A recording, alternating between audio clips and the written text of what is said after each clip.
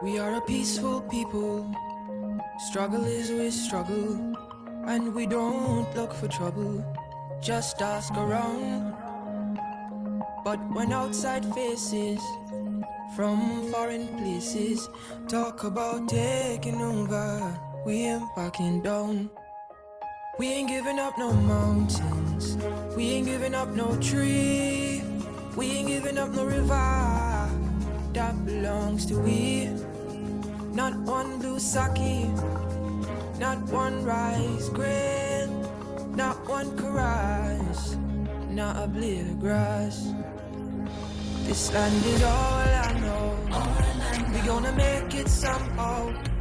We will bend like a bow and never break. Our fathers came here and they lived and died here, and we ain't moving nowhere. Make no mistake, 'cause we ain't giving up no mountain, we ain't giving up no tree, we ain't giving up no river that belongs to we. Not one blue sake, not one rice grain, not one karage, not a blade of grass. We love the open country of the Rupununi and the Essequibo, take time on it. Though we may criticize it, this is our home, we love it, and we need to keep it. We have that right. So we ain't giving up no mountain, we ain't giving up no tree, we ain't giving up no river that belongs to we. Not one blue sake, not one rice grain, not one karage, not a blade of grass. So we ain't giving up no mountains, we ain't giving up no tree, we ain't giving up no river that belongs to we. Not one blue sake, not one rice grain, not one karage, not a blade of grass.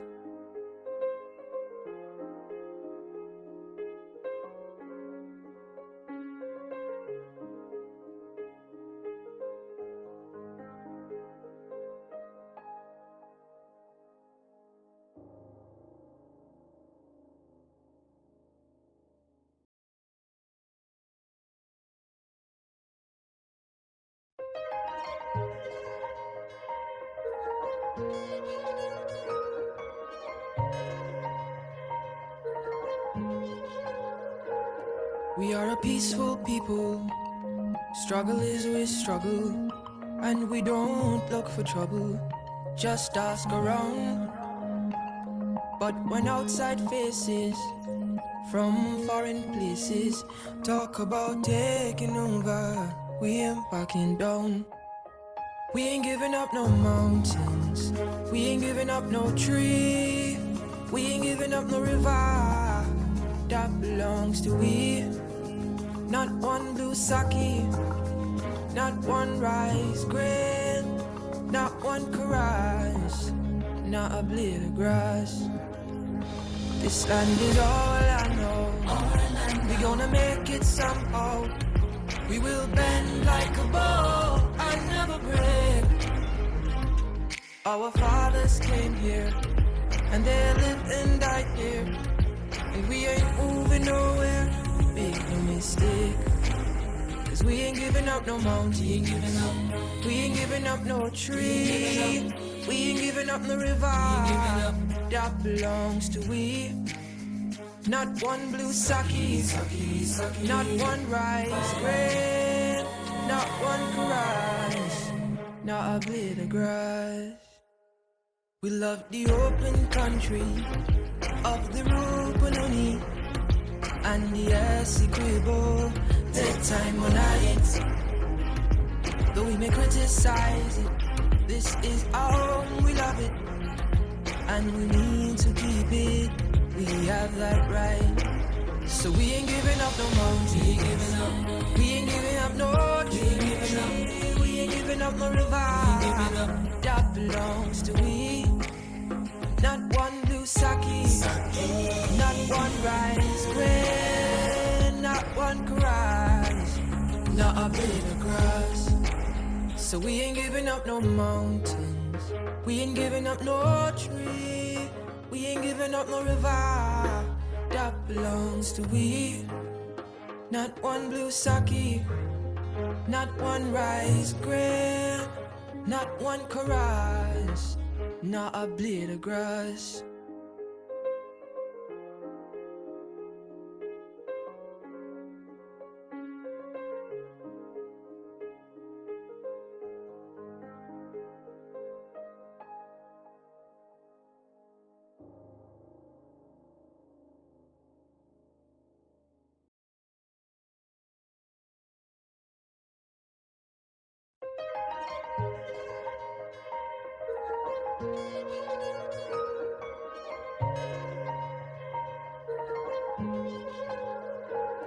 We are a peaceful people, struggle is we struggle, and we don't look for trouble, just ask around.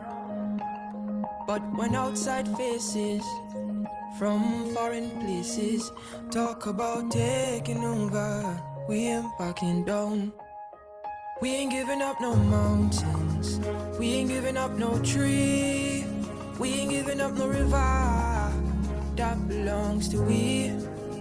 Not one blue sake, not one rice grain, not one chorus, not a blade of grass. This land is all I know, we gonna make it somehow. We will bend like a bow and never break. Our fathers came here, and they lived and died here, and we ain't moving nowhere, make no mistake. Cause we ain't giving up no mountain, we ain't giving up no tree, we ain't giving up no river that belongs to we. Not one blue sake, not one rice grain, not one chorus, not a blade of grass. We love the open country of the Rupununi and the Essequibo, daytime or night. Though we may criticize it, this is our home, we love it, and we need to keep it. We have that right. So we ain't giving up no mountain, we ain't giving up no tree, we ain't giving up no river that belongs to we. Not one blue sake, not one rice grain, not one chorus, not a blade of grass. So we ain't giving up no mountains, we ain't giving up no tree, we ain't giving up no river that belongs to we. Not one blue sake, not one rice grain, not one chorus, not a blade of grass.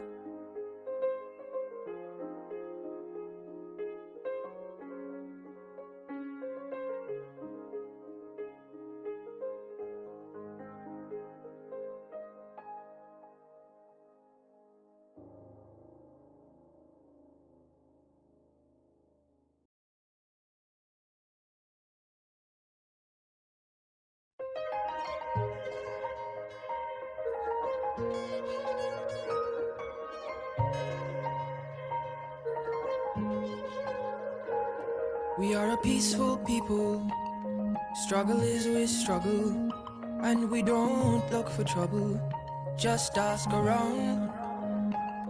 But when outside faces from foreign places talk about taking over, we ain't backing down. We ain't giving up no mountains, we ain't giving up no tree, we ain't giving up no river that belongs to we. Not one blue sake, not one rice grain, not one chorus, not a blade of grass. This land is all I know, we gonna make it somehow. We will bend like a bow and never break. Our fathers came here, and they lived and died here, and we ain't moving nowhere, make make no mistake. Cause we ain't giving up no mountain, we ain't giving up no tree, we ain't giving up no river that belongs to we. Not one blue sake, not one rice grain, not one grass, not a blade of grass. We love the open country of the Rupununi and the Essequibo, take time on it.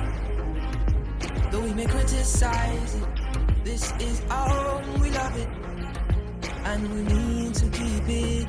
We have that right. So we ain't giving up no mountain, we ain't giving up no tree, we ain't giving up no river that belongs to we. Not one blue sake, not one rice grain, not one grass, not a blade of grass.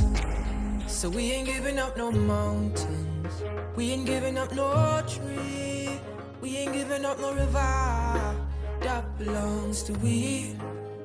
Not one blue sake, not one rice grain, not one chorus, not a blade of grass.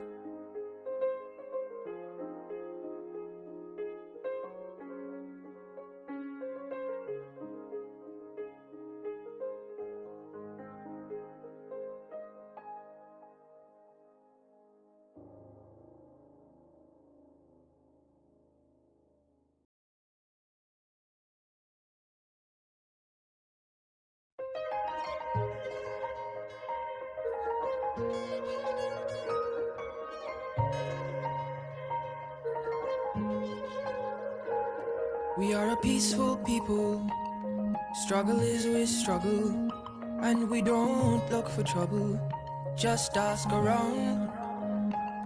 But when outside faces from foreign places talk about taking over, we ain't backing down. We ain't giving up no mountains, we ain't giving up no tree, we ain't giving up no river that belongs to we. Not one blue sake, not one rice grain, not one chorus, not a blade of grass. This land is all I know, we gonna make it somehow. We will bend like a bow and never break. Our fathers came here, and they lived and died here, and we ain't moving nowhere, make no mistake. Cause we ain't giving up no mountain, we ain't giving up no tree, we ain't giving up no river that belongs to we. Not one blue sake, not one rice grain, not one grass, not a blade of grass. We love the open country of the Rupununi and the Essequibo, take time on it. Though we may criticize it, this is our home, we love it, and we need to keep it. We have that right. So we ain't giving up no mountain, we ain't giving up no tree, we ain't giving up no river that belongs to we. Not one blue sake, not one rice grain, not one grass, not a blade of grass. So we ain't giving up no mountains, we ain't giving up no tree, we ain't giving up no river that belongs to we. Not one blue sake, not one rice grain, not one chorus, not a blade of grass.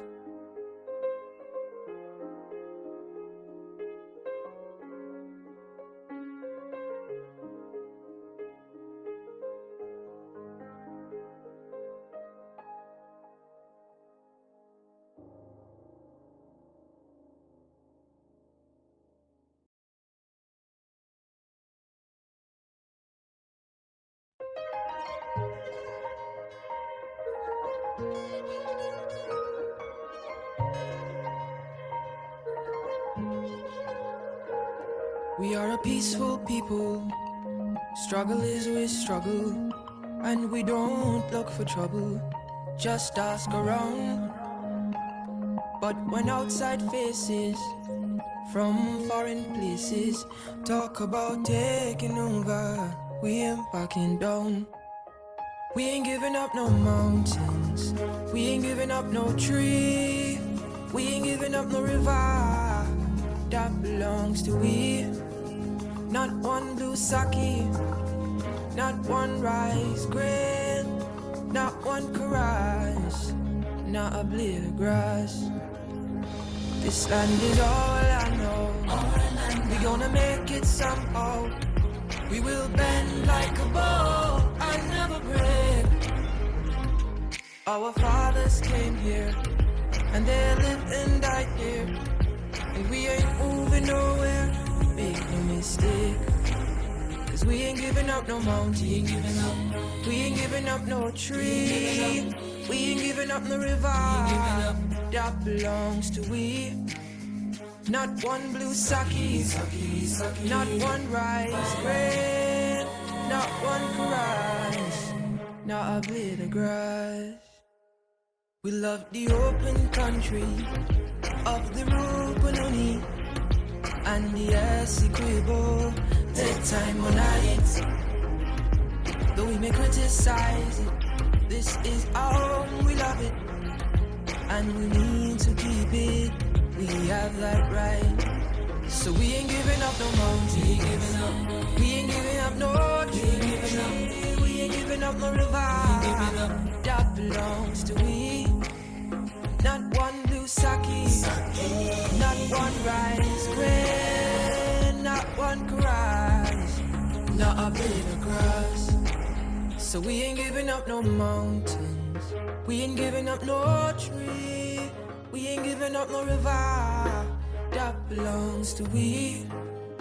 Not one blue sake, not one rice grain, not one caress, not a blade of grass.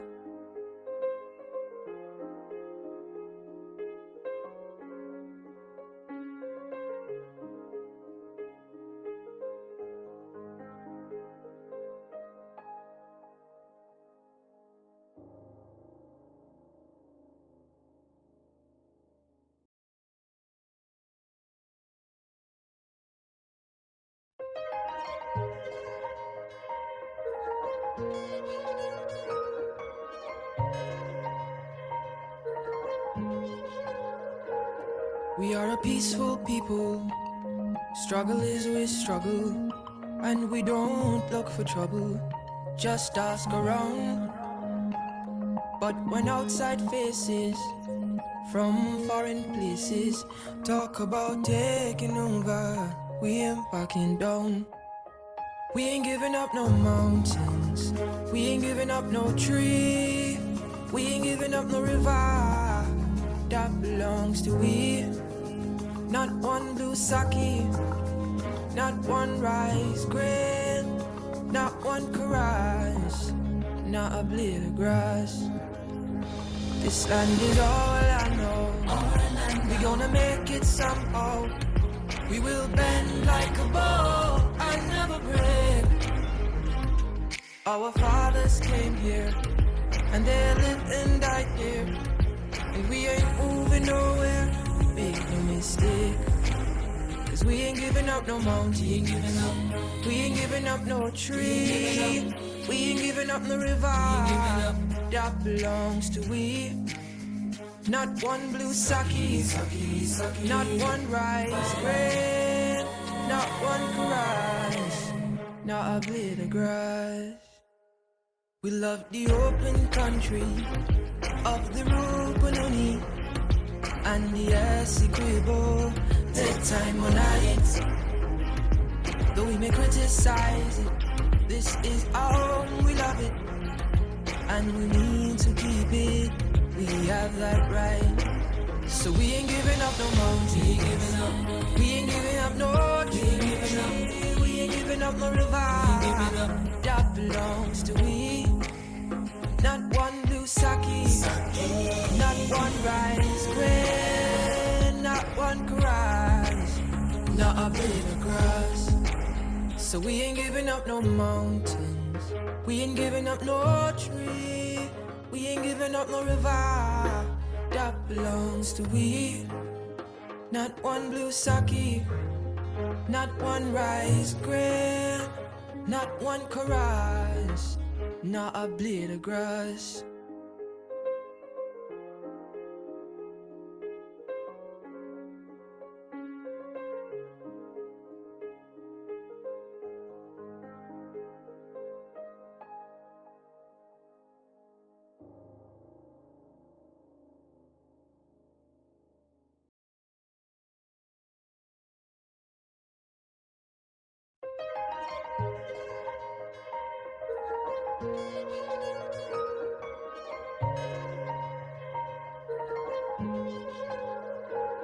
We are a peaceful people, struggle is we struggle, and we don't look for trouble, just ask around. But when outside faces from foreign places talk about taking over, we ain't backing down. We ain't giving up no mountains, we ain't giving up no tree, we ain't giving up no river that belongs to we. Not one blue sake, not one rice grain, not one chorus, not a blade of grass. This land is all I know, we gonna make it somehow. We will bend like a bow and never break. Our fathers came here, and they lived and died here, and we ain't moving nowhere. Make no mistake, 'cause we ain't giving up no mountain, we ain't giving up no tree, we ain't giving up no river that belongs to we. Not one blue sake, not one rice grain, not one chorus, not a blade of grass. We love the open country of the Rupununi and the Essequibo, take time on it. Though we may criticize it, this is our home, we love it, and we need to keep it, we have that right. So we ain't giving up no mountain, we ain't giving up no tree, we ain't giving up no river that belongs to we. Not one blue sake, not one rice grain, not one chorus, not a blade of grass. So we ain't giving up no mountains, we ain't giving up no tree, we ain't giving up no river that belongs to we. Not one blue sake, not one rice grain, not one chorus, not a blade of grass.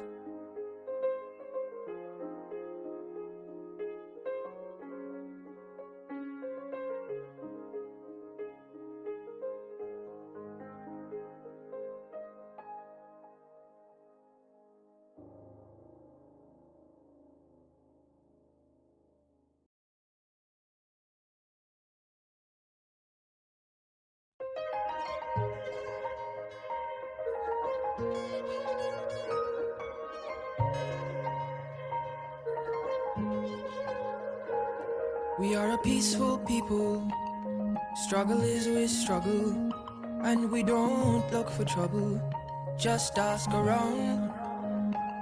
But when outside faces from foreign places talk about taking over, we ain't backing down. We ain't giving up no mountains, we ain't giving up no tree, we ain't giving up no river that belongs to we. Not one blue sake, not one rice grain, not one chorus, not a blade of grass. This land is all I know, we gonna make it somehow. We will bend like a bow and never break. Our fathers came here, and they lived and died here, and we ain't moving nowhere. make no mistake. Cause we ain't giving up no mountain, we ain't giving up no tree, we ain't giving up no river that belongs to we. Not one blue sake, not one rice grain, not one rice, not a blade of grass. We love the open country of the Rupununi and the Essequibo, the time when I eat. Though we may criticize it, this is our home, we love it, and we need to keep it. We have that right. So we ain't giving up no mountain, we ain't giving up no tree, we ain't giving up no river that belongs to we. Not one blue sake, not one rice grain, not one grass, not a blade of grass. So we ain't giving up no mountains, we ain't giving up no tree, we ain't giving up no river that belongs to we. Not one blue sake, not one rice grain, not one chorus, not a blade of grass.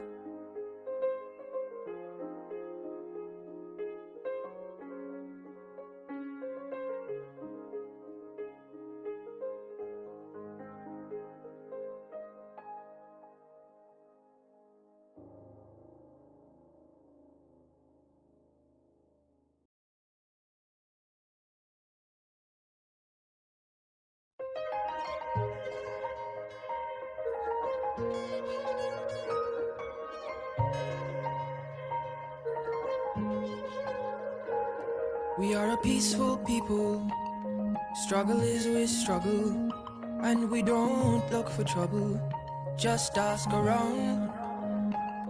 But when outside faces from foreign places talk about taking over, we ain't backing down. We ain't giving up no mountains, we ain't giving up no tree, we ain't giving up no river that belongs to we. Not one blue sake, not one rice grain, not one chorus, not a blade of grass. This land is all I know, we gonna make it somehow. We will bend like a bow and never break.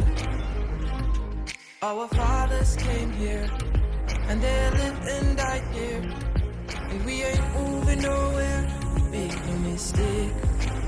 Cause we ain't giving up no mountain, we ain't giving up no tree, we ain't giving up no river that belongs to we. Not one blue sake, not one rice grain, not one chorus, not a blade of grass. We love the open country of the Rupununi and the Essequibo, the time when I eat. Though we may criticize it, this is our home, we love it, and we need to keep it. We have that right. So we ain't giving up no mountain, we ain't giving up no tree, we ain't giving up no river that belongs to we. Not one blue sake, not one rice grain, not one chorus, not a blade of grass. So we ain't giving up no mountains, we ain't giving up no tree, we ain't giving up no river that belongs to we. Not one blue sake, not one rice grain, not one chorus, not a blade of grass.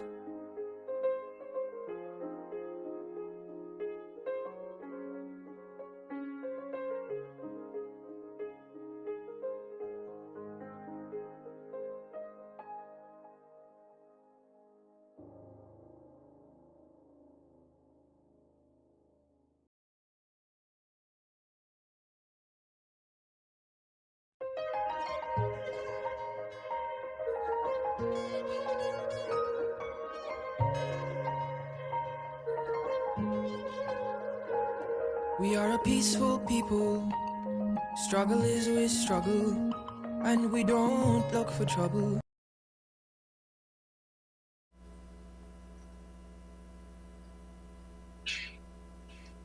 Honorable members, Mr. Speaker.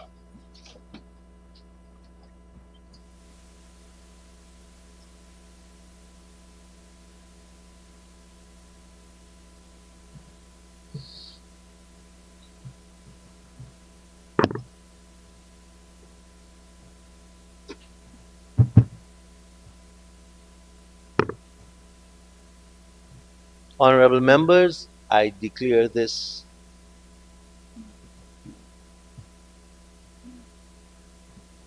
97th sitting of the National Assembly of the 12th Parliament of the Cooperative Republic of Guyana to be duly constituted and in session. The Deputy Clerk will lead us in prayers.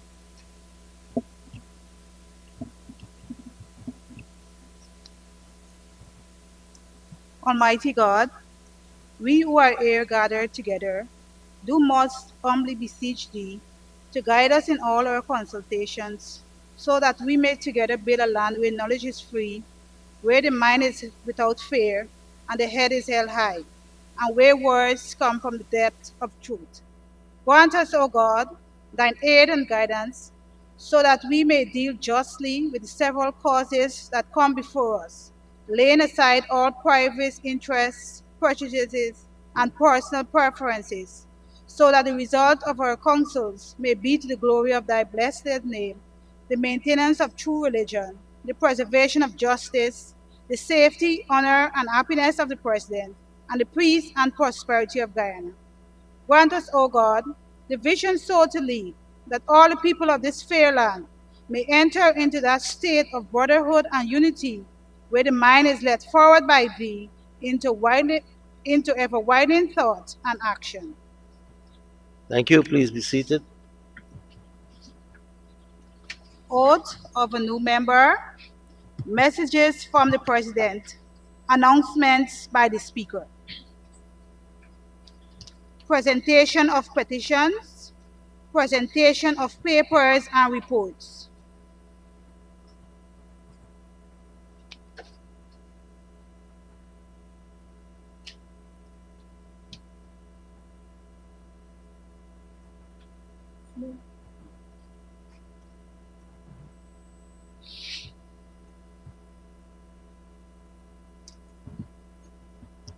Honorable Senior Minister in the Office of the President with responsibility for finance and the public service. Thank you very much, Mr. Speaker. I rise this morning, sir, to present to this Honourable House the Value-Added Tax Amendment of Schedule 1, Order 2025, Order number 2 of 2025. Thank you very much, Mr. Speaker. Thank you, Honorable Minister. Reports from committees, oral questions without notice, questions and notice, statements by ministers, including policy statements, personal explanations, requests for a move to leave the adjournment of the Assembly on definite matters of urgent public importance, motions relating to the business or sittings of the Assembly and moved by a minister, introduction of bills, public business, government's business. Honorable members, the Assembly will now resolve itself into Committee of Supply to begin consideration of the estimates of expenditure for financial year 2025. We're now in Committee of Supply, and we will proceed in accordance with the subcommittee's schedule. Before we take the first ministry, and let me invite the Honorable Minister of Agriculture, the Honorable Zulfikar Mustafa and his team, to come in place while I go through some housekeeping matters.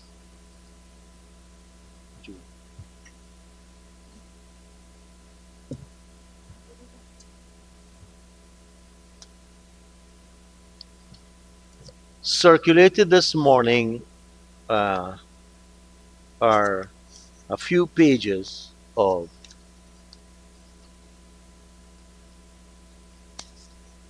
parts of the estimates which have had some errors, and I would like you to substitute. I think everyone has them.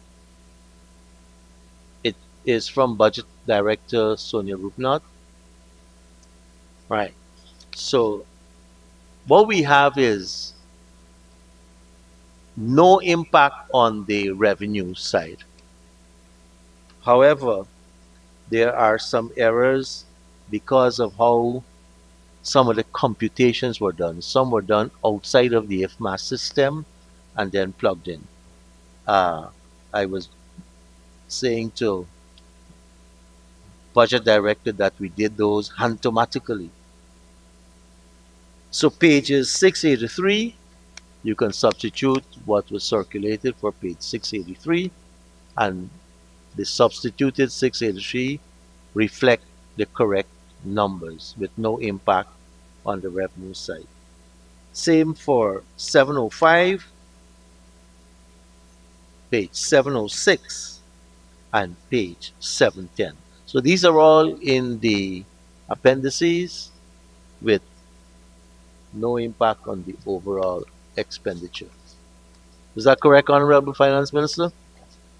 Yes, Mr. President. They're purely presentational and don't have any impact on overall expenditure or overall revenue. Thank you, Very well. Thank you very Finance much. Minister. And I know we do have several members who are very meticulous, so when they would have added backup, they may feel that something went wrong. So these pages now, Honorable Mahipal, will give you or reflects what should have been. Might I add, sir, with your permission, that they're all from Appendix T, and a simple comparison between what has now been circulated and what was in the estimates would illustrate the inconsequentiality of the corrections that have been made. Thank you very much, sir. Thank you, Dr. Singh. Our first agency today is the Ministry of Agriculture.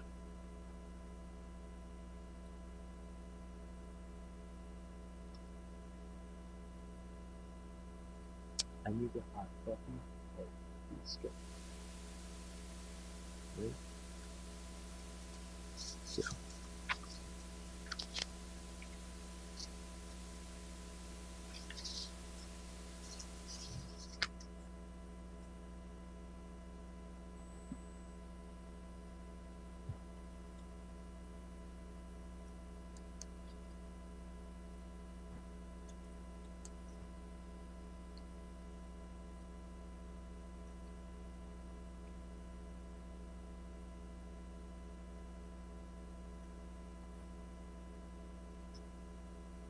Just bear with me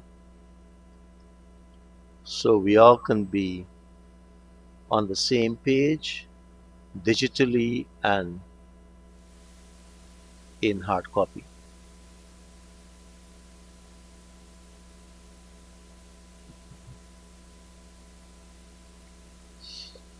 Honorable members, I invite you to turn to pages 138 and 139, and we begin at 10:35 according to my time.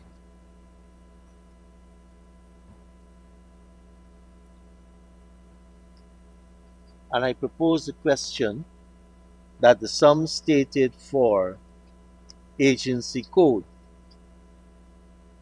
21, Ministry of Agriculture, Chart of Account 211, Ministry Administration. And I propose the question that the sum stated herein stands part of the estimates.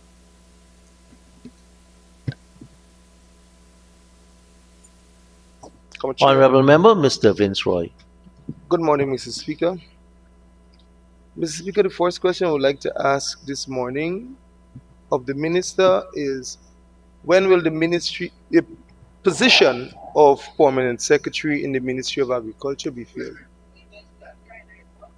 611. 611. Okay, let's 611. 611. Mr. Speaker, we have a permanent secretary acting, and she is doing a good job, and we'll continue until we find one.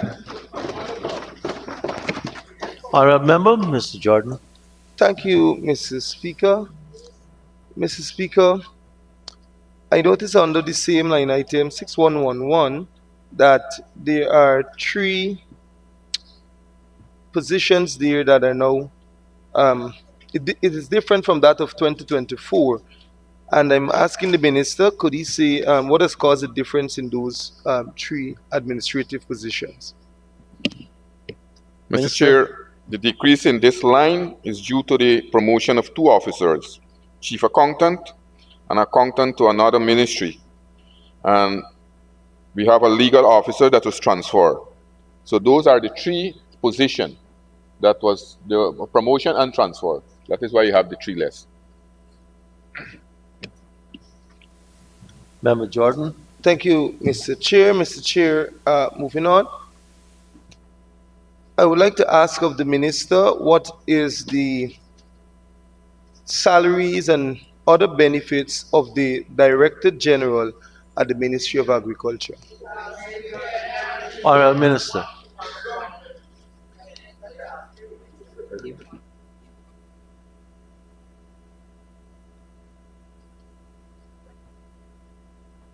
So, Mr. Chair, I will lay that over. I don't have that information with me here directly, and I will lay that over at a later date. Thank you very much, Minister. Member Jordan. Thank you, Mr. Chair. Mr. Chair, further, I'd like to ask of the minister, I don't know if he has this here with him, why is the position of the Director General not listed as an approved position under the ministry at Appendix Q, page 588? And what is the job description of the Director General? Minister.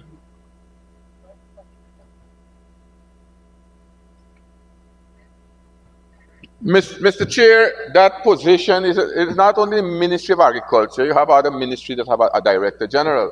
And the Director General played a very important role in supporting the minister and the administration in executing its duty. And the appendix will be updated shortly. And the Director's position will be published and his designation in that appendix. Thank you, Minister. Thank you, Mr. Chair. Mr. Chair, I am aware that the Director General, that position exists at other ministries, but the Director General has been functioning in this position for almost 5 years, and the appendix has not been updated. So is the minister saying that it is a mistake for 5 years that the appendix was not updated and that he cannot have the salaries of the Director General and other his job description at hand? Mr. Chair, Honourable Minister. Mr. Chair, it's not the Ministry of Agriculture duty to update that. The PSM, and they are working. The PSM will update that appendix, and that will be reflected of the Director General position. But this is no secret that we have a Director General at the Ministry of Agriculture who is performing well and doing a wonderful job for us. Thank you, Minister. Thank you, Mr. Chair. Mr. Chair, 6322, I see subsidies and contributions to international organizations. In 2025, there is a budgetary allocation of $155 million. When I look at page 475 The under version they have here.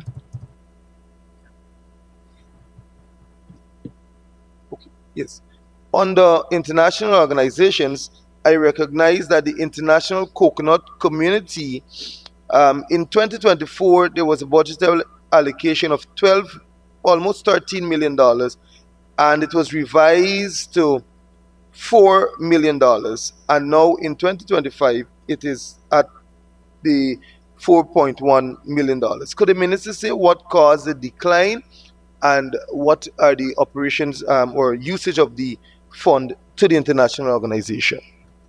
Minister? So, Mr. Chair, this line item cater for a number of international organizations. For example, the International Coconut Community, we were in arrears for 4 million last year, and that is reflected. Last year, we would have hosted LARC, and I want to say that in these organizations, your contribution is being made according to the country's ranking. And since then, from 2020 to 2023, 2024, Guyana ranking has improved tremendously by the FAO, and our fees have increased. And that is why you have seen, for example, if I could give the breakdown for the honorable member to the CARDI, we pay 80 million, FAO 4.392 million, Inter-American Institute for Cooperation, ICA, 9.643, IFAD, 50 million, Office International Coconut Community, 4.155 million, total 155.324 million. Those are the organizations that we are contributing. But I want to also say that these organizations look forward to Guyana for that role that we are playing. And last year, we would have seen that ICA, because of the role ICA recognized Guyana, the role Guyana have been playing, ICA recognized our president and awarded him the first award for ICA ever, the president of Guyana. So we are getting a lot of cooperation from these organizations. ICA has been helping us also to resuscitate our cocoa and coffee industry. The FAO have been working with us. We have had a report, a study, when many persons were saying about the oil and gas causing low catches. ICA, the FAO would have conducted a study and give the reasons why we have had low catches, and now we are seeing the improvement of those catches. So these organizations are helping us, and we are also working very closely to develop the agriculture sector. That is why we are ranked now almost #1 in the Caribbean in terms of agriculture development and agricultural leadership in CARICOM. Thank you, Minister. MP Thank you, Jordan? Mr. Chair. Mr. Chair, one other question on this line. At Fisheries, Caribbean Regional Fisheries Mechanism, I see $15 million. But the question really I want to ask here, sir, is to the minister, when will the agreement between Guyana and Suriname be inked, and fishermen will actually have the license and be able to really venture out into that promised agreement with the fishing agreement between Guyana and Suriname? Mr. Chair, Minister? that program, that falls under Program 3. I don't know if the honorable member is not looking at this program. It's not in this program. But as you raised the question, I want to answer it. Now, as a country, we must take pride in supporting our people. We must take pride in supporting our people. Now, no other government, and the APNU AFC is guilty of this, never, ever raised the issue of license to Guyanese fisher folks. We had the courage and we went and we raised it. We had the undertaking from the government, not less a person than the president himself. And it's only left to us because they made the commitment. We had it in writing, and we can ask them that they have to give us, or bong them that they have to give us. They renege on the commitment. We had it in writing. The Minister of Agriculture, no less than a person than the Minister of Agriculture from Suriname, wrote me and said that they will form a government company. That government company will get the license and license the Guyanese fisher folks. So we must not take advantage when our fisher folks are being harassed by when they go out there to go fish. Let us work together. Let us work as a team to get them 150 licenses were promised by the Suriname authority to give to Guyana. They renege on it, and we are continuing representing that issue. We have raised it at different fora in the Caribbean. We have raised it with the Caribbean Fishing Authority also. But it's their prerogative to give us the license or not, but we are still continuing to make that representation, and we will continue to represent the fisher folks of Guyana. Thank you, Minister. MP Jordan? Mr. Speaker, thank you. Mr. Speaker, from the minister, I would like to ask, what is the final analysis with all that you said? 3 years in and we still waiting. What is it that, 4 years rather, that the fisher folks must be told that we will get it in a few months, we will not get it, there's ongoing discussions. What is the final analysis? This is neither going nor coming. Is it dead or is it still on the table? Because you talk about a new company. Minister. Mr. Chair, I just said the government of Guyana, our government, is continuing making representation for the licenses for fisher folks. It's not in our hand to give them the license. The honorable member must comprehend this. We are continuing making the representation. We have had the commitment, I said it, and they renege on the commitment. We are continuing representing that issue, and that will be a continue on the agenda as long the PBP Civic is in government. Thank you, Minister. Mr. Speaker, this is not to be in a back and forth, but the minister is saying that he will continue representing and what's not and what. Yes, but Mr. Speaker, the minister needs to tell the Guyanese public what is the current state of the discussion. What is the current state? Is it promising or is it not? Will we have it or not? Minister, is it promising? Here, let me be very slow. Let me be very slow and ask the honorable member if you understand. I just said that the Surinamese authority would have promised us 150 licenses. We had a commitment from no less a person than the president himself. I had an email from the Minister of Agriculture from Suriname stating the modus operandi, how they will go about issuing the license.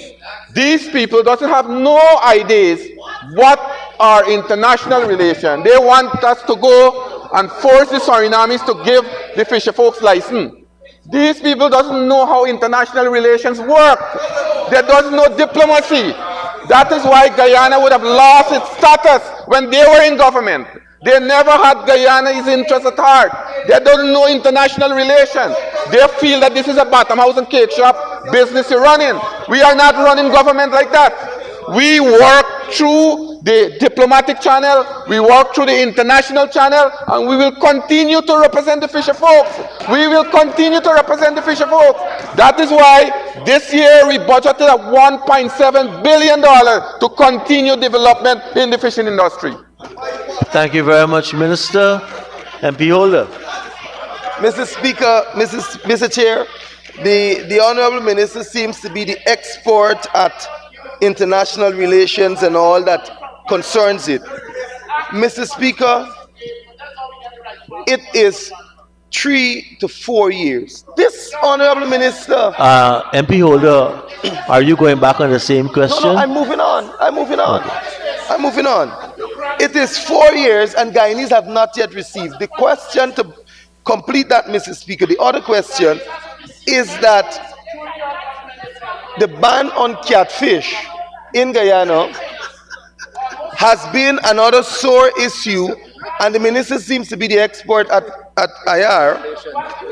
Mr. Speaker, we had a state visit from no less of a person than the Secretary of State of the United States of America, then Mike Pompeo.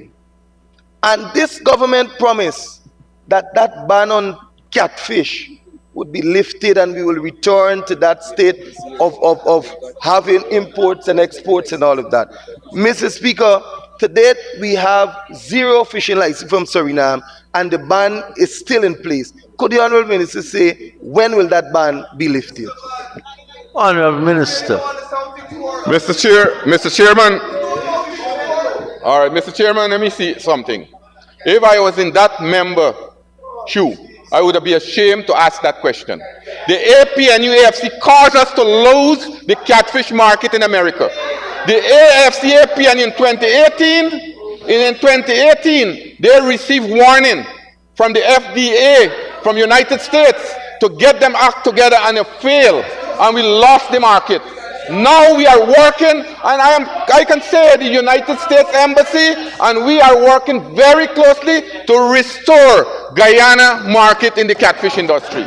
They are the person, they cause it to lose, and these are the people, they're coming here to accuse us of their crime. That's why yesterday, they... Well, Minister, two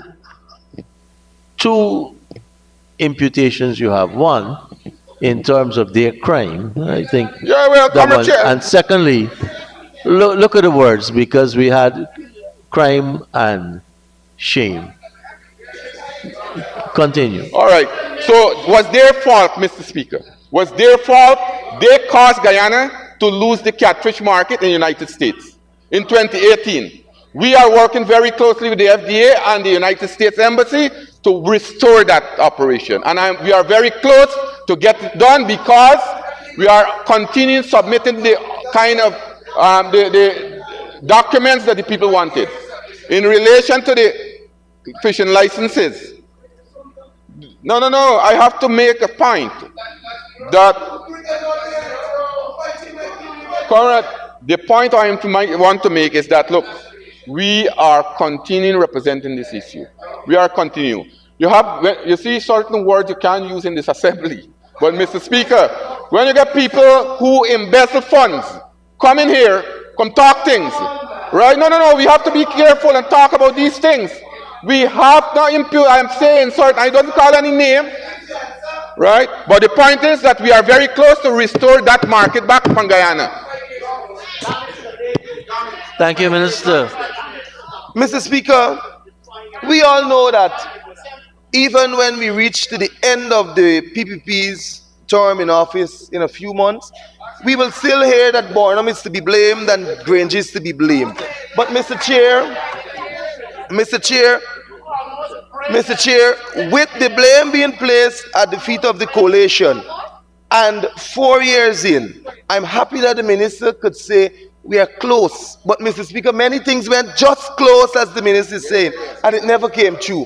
Could the honorable minister say, how close are we? 1 month, 6 months, 3 months? Tell us how close. Tell us how close the discussions are heading. Minister. Very advanced, you understand that? Mr. Chair, I will not be taking setup here this morning. We are dealing with a foreign country, right? We are dealing with a foreign country. Probably the honorable member, he can say when we gonna meet that period. But the point I am trying to make is that we are continuing making representation. We are advancing the process, and I'm very optimistic that that will restore, that the OPNO lost for us. Thank you very much, Minister. MP Jordan. Thank you, Mr. Chair. Mr. Chair, I'll move on.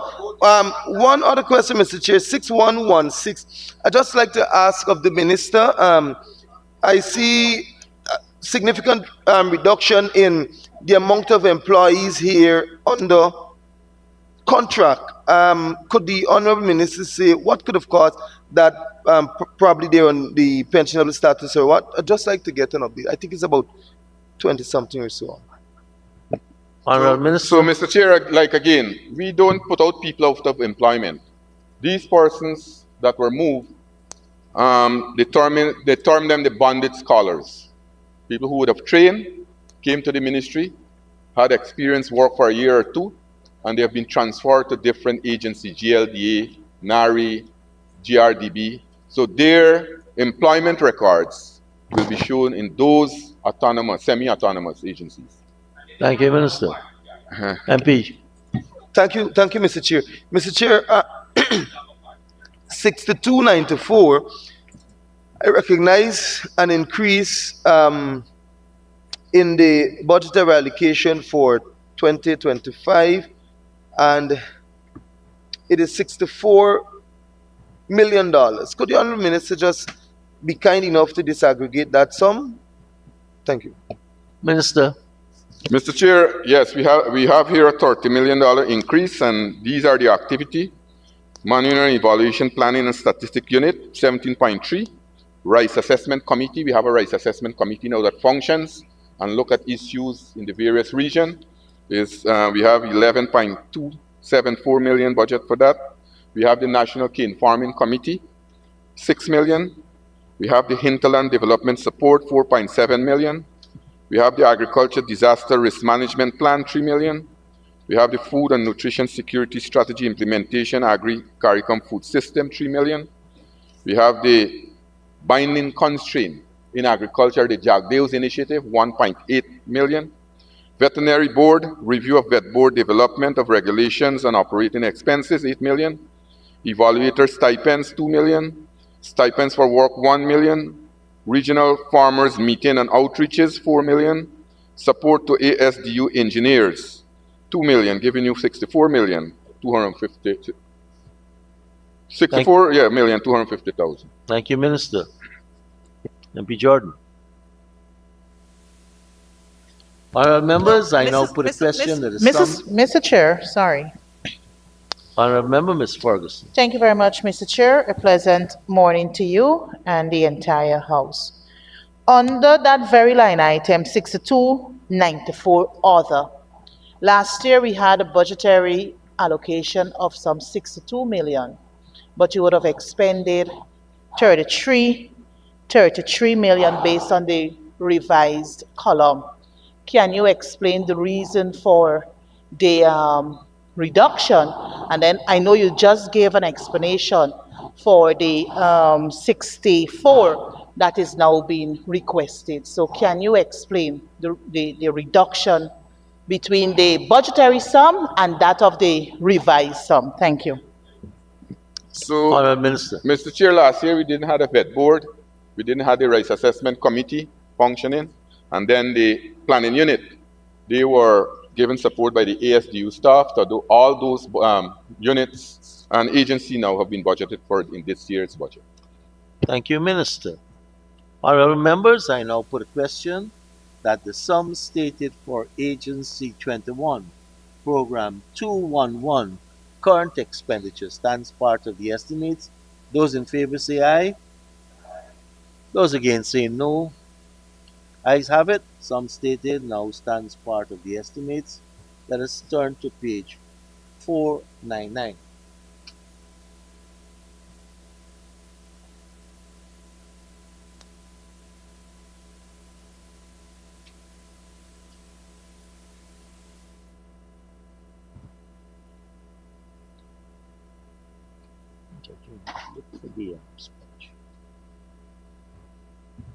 And I propose the question that the sum stated for program 21, project code 211, capital expenditure, stands part of the estimates. The Honorable Member, Mr. Jordan. Yes, Mr. Chair. Mr. Chair, just one question here. Just like the Honorable Minister, to disaggregate the $30 million that is allocated for the provision of furniture and equipment, and to be specific, where will the furniture be procured for and the equipment? Honorable Minister. Mr. Chair, the 30 million disaggregated is as follows. IT equipment, 22 million.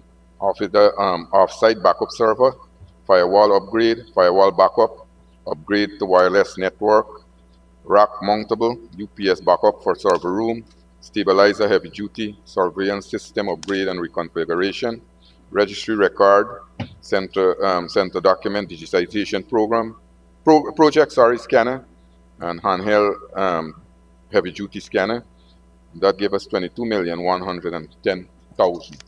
And then you have a number of other small equipment here, AC unit, UPS backup, stabilizer, office chair, computer desk and laptop, monitor, printer, microphone. Give us the rest to make up 30 million. Honorable members, I now put a question that the sum stated for Agency 21,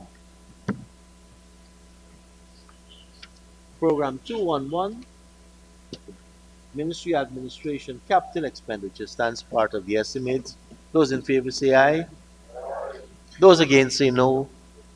Ayes have it. The sum stated now stands part of the estimates. Let us turn to pages 140 and 141.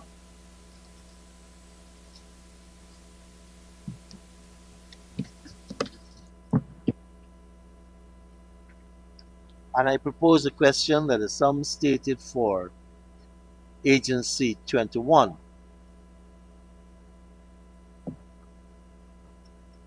Program 212, current expenditure, stands part of the estimates. MP Thank you. Jordan. Thank you, Mr. Chair. Mr. Chair, it's 6321 local organizations.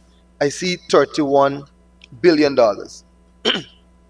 Mr. Chair, when I look at pages 4, 6, 9, and I'll move to the other one in a little bit, I recognize that Guyana Livestock Development Authority, Guyana Marketing Corporation, let me take one at a time. Guyana Marketing Corporation received $450 million, sir. Mr. Speaker, I would like to ask of the Honorable Minister, what are the findings and recommendations out of the audit launched by the manager or general manager of GMC involving the special projects manager and the accountant, and what were the actions taken? Mr. Chair, you would recall that in 2024, when we had a budgetary allocation, I think it was a same $450 million, that 405, sorry, we had a number of misappropriations at this agency, new GMC, and the general manager. MP, you said there was a misappropriation. You have that fact? Yeah. Mr. Chair, it is. If there's an allegation is one thing, but if you're stating positively, I'll need some evidence. Mr. Chair, that or those were the allegations, Right. according to the news. But I want the Honorable Minister to say to me, out of the probe, what were the recommendations and the actions taken? Honorable Minister. Mr. Chair, first of all the documents were looked at by the internal auditors, and they are now with the AGs at the AG's office, right? And so we are waiting the report from the AG's office. Thank you, Minister. MP Jordan. Mr. Chair, this matter was an internal matter, or I should say still is an internal matter, and we spent millions of dollars at that agency in last year, and we have, or the minister come to this house for another $450 million. Could the Honorable Minister say whether the two persons allegedly involved are still on the job? Honorable Minister. Yes, Mr. Chair, one is on the job and one went to another agencies to work. Thank you, Minister. MP Jordan. Thank you, Mr. Chair. So, Mr. Chair, coming back to the findings, the Honorable Minister made it very clear that there were findings and it was sent to the AG's office. Mr. Chair, just a correction, please. I didn't make any remarks about findings. I said all the documents were compiled and sent to the AG's office. You did, Honorable Minister. Honorable Member, Mr. Jordan. I am so guided, Mr. Chair. But, Mr. Chair, the documents, something is written in those documents. What documents and what were the initial content of the documents regarding the probe? Honorable Minister. Mr. Chairman, all the documents that were required by the AG's office, we sent it across. Thank you, Minister. Honorable Member, before you continue, I did speak with the Chief Whips with respect to asking the same question 3 and 4 times. And we've started that way. I have no problems if that's the way the House wants to utilize the time allocated. You have the floor again, Honorable Minister. Honorable Member, Mr. Jordan. Mr. Chair, you see, respectfully, sir, it is not the way you might say we want to go, but Mr. Chair, We are spending millions and millions and billions of dollars on a yearly basis here, and we as a nation and legislators are responsible for the passage, and the minister and the ministry and those who operate have to ensure that they manage and give account for these monies in a proper manner. And sir, when we come here, we have the responsibility of the nation upon our backs to ask questions that will bring clarity. So, Mr. Chair, I am asking of the minister, with all that was said in the probe, what were the initial findings? Before I ask the Honorable Minister to take the floor, I agree with you, we are here to scrutinize expenditure, but for me, the answer by the Minister is quite clear, and more particularly on point, because an internal investigation was done. All documents were forwarded to the AG chamber, the competent authority to pronounce on expenditure for this nation. And there is no result as yet. And it would be premature if I was the minister to prefer an answer, especially an answer that people want to hear before I find a report given to me. Honorable Minister, you have the floor. Mr. Chair, I already answered that question. I said all the documents that were required by the AG's office were sent over, and we don't have anything to hide. We are awaiting the findings of the AG's office, and whatever recommendation is recommended, we will implement those recommendations. Thank you, Minister. Honorable Member, Mr. Hull. Thank you, Mr. Chair. Mr. Chair, I'll move on, Mr. Chair. Mr. Chair, the Mahaica Myconia Barry Agricultural Development Authority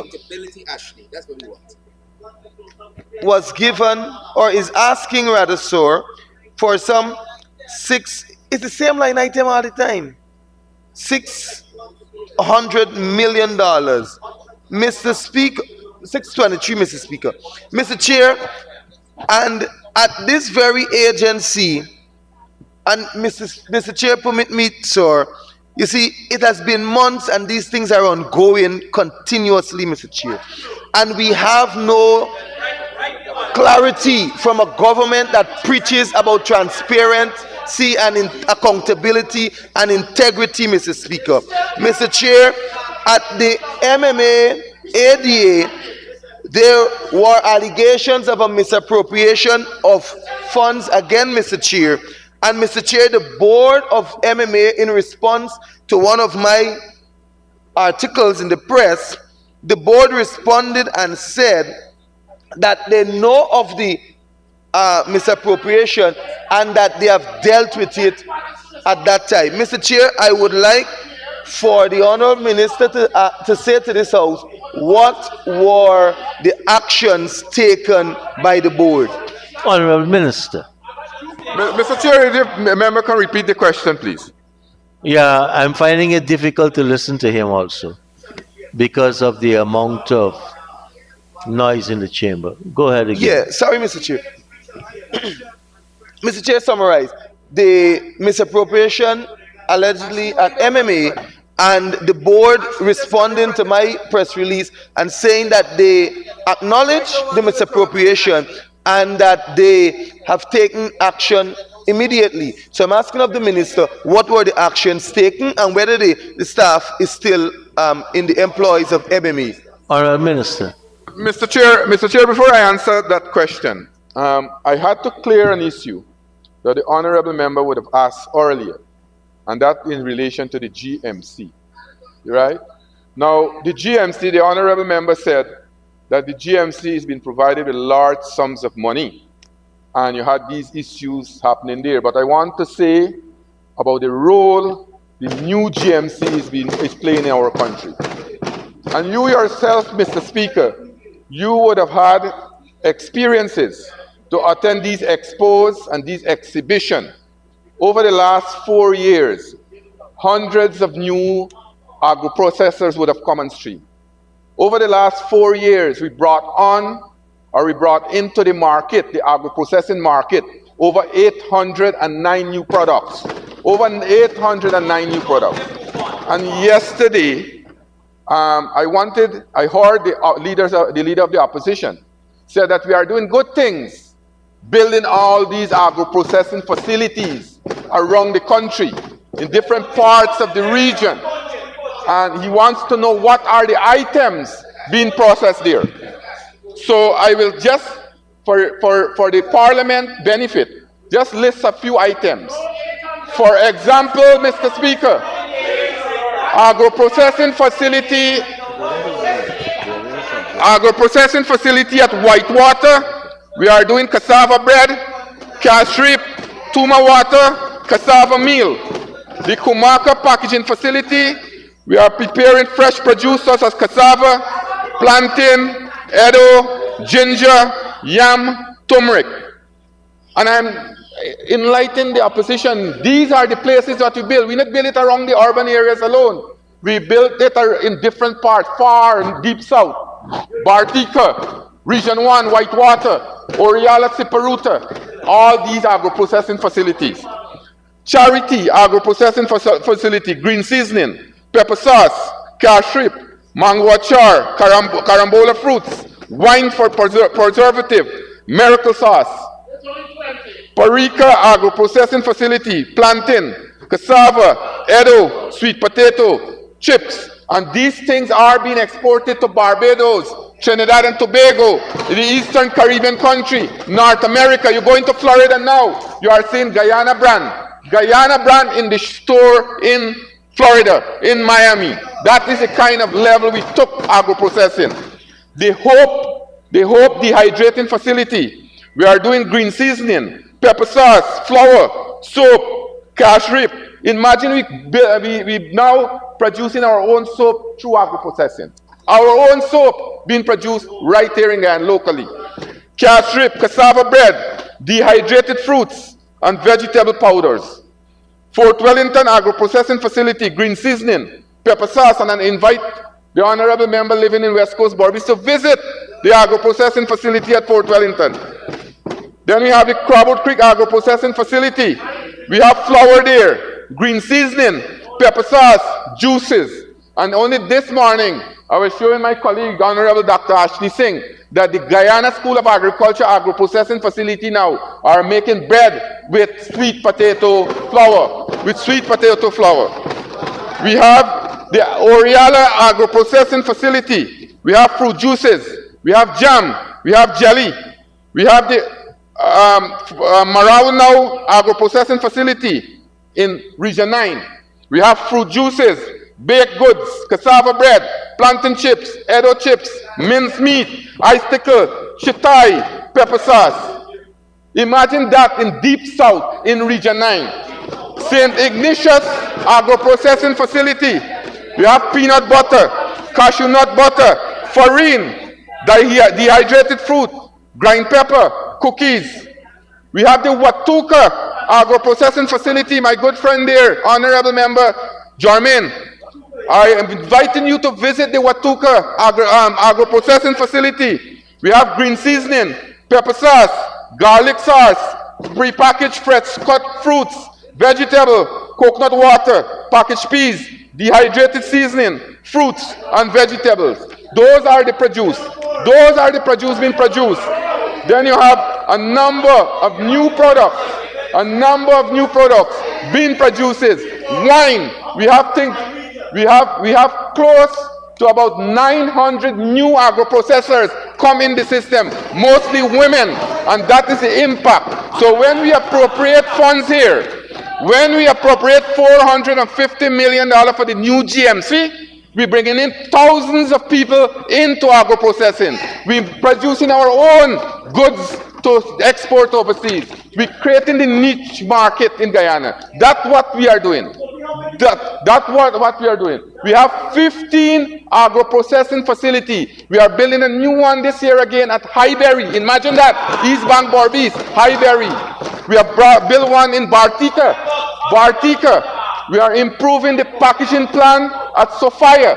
We are now doing a large scale what you call it, these freeze blasts, freezing, large scale at Sophia. So this in a nutshell, Mr. Speaker, I can go on and on with agro-processing, right? This here, what we are doing now, we have taken agro-processing to a different level in this country, to a different level. Yes. Honorable Minister, he did ask a question. So the last question, Mr. Speaker, yes, indeed, the person who were involved was fired, he was dismissed, and I believe they will recoup back the money. But how much money? 500,000, and it was recouped back, and the person was dismissed. Thank you, Minister. MP Jordan. Mr. Chair, you know, I sat and I listened to the minister, went on and on and on. And Mr. Chair, while all of it sounds good, all of that, with the continued unscrupulous behavior or unscrupulous operations at the ministry, will not benefit Guyanese, Mr. Speaker. One other issue, Mr. Chair. Mr. Chair, there was another probe, and this probe was at the GLDA. Mr. Chair, the Honorable Minister is being asked now, what is the findings, or are the findings of the probe that was launched into the sabotage of duck eggs at GLD? Okay, two issues here. Be careful with the language again, imputing that there's a lot of inconsistencies at the Ministry of Agriculture, and then sabotage, I don't think. Yeah. Okay. Go ahead, Honorable Minister. So, Mr. Speaker, we know that GLDA is an important agency. As a matter of fact, thousands of black giant birds we have distributed across this country. Over 500,000 in Region 1, Region 2, and all over, Region 10. Right now, I will be going next week to Region 10 again with a number of persons who would have requested. We have started new single parents. We have a program there where we are now looking, we have started it already, and we are now expanding that program, where we will put them into businesses, give them broilers, and help them to start a business, a small business, right? I am working very closely with my colleague, Onij Waldron, and we have been working very closely to enhance this part of it. The other issue is, I mentioned it, I didn't get to mention it in my budget debate, but I want to say for the first time in the history of this country, we are starting to produce our own hatching eggs. We produce 196,000 hatching eggs the first time. So, Mr. Speaker, we know that this organization, GLDA, is very important. And whatever they do, it will have an impact on the country's livestock development. And we want to ensure that we have open transparency and accountability. When that issue happened, we called in the police. There was a big investigation. A number of persons were interviewed, and the matter is right now with the DPP's chamber. We are waiting on the DPPs to institute whatever they have to do. Thank you, Minister. MP Jordan. Thank you, Mr. Chair. Mr. Chair, I will move on. Guyanese will be able to judge from all that is being said. Mr. Chair, at Gaisuko, we see $5.9 billion being allocated. Mr. Chair, I want to ask the Honorable Minister, what has it cost Gaisuko or the national coffers to pay salaries and benefits to the technical teams that are currently working at the corporation, that is the Cuban and Indian engineers? Honorable Minister. Mr. Speaker, you know, these people came in here, and we recognize that the technical persons that came from Cuba and India are making a valuable impact and working along very closely with the local people. They are local with the local people. So I am not too bothered when people who are not performing and they were relieved of their duty, making all kinds of remarks.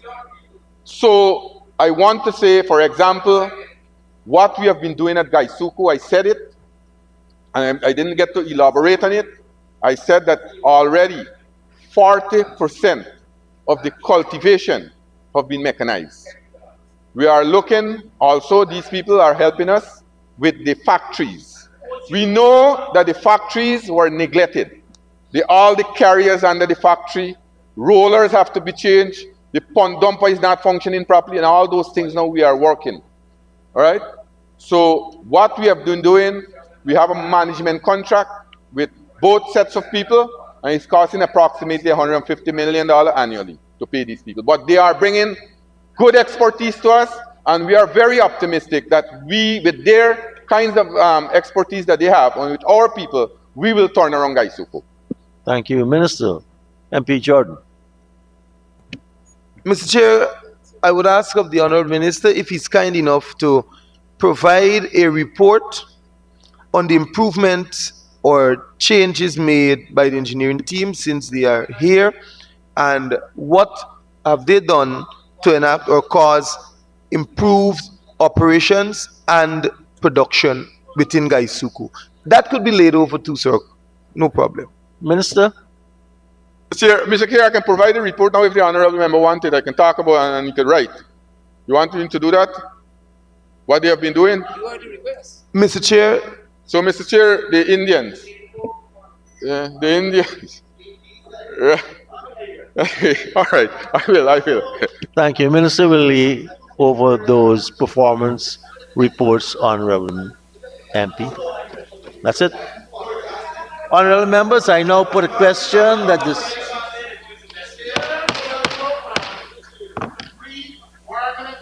Honorable Member, Ms. Lawrence.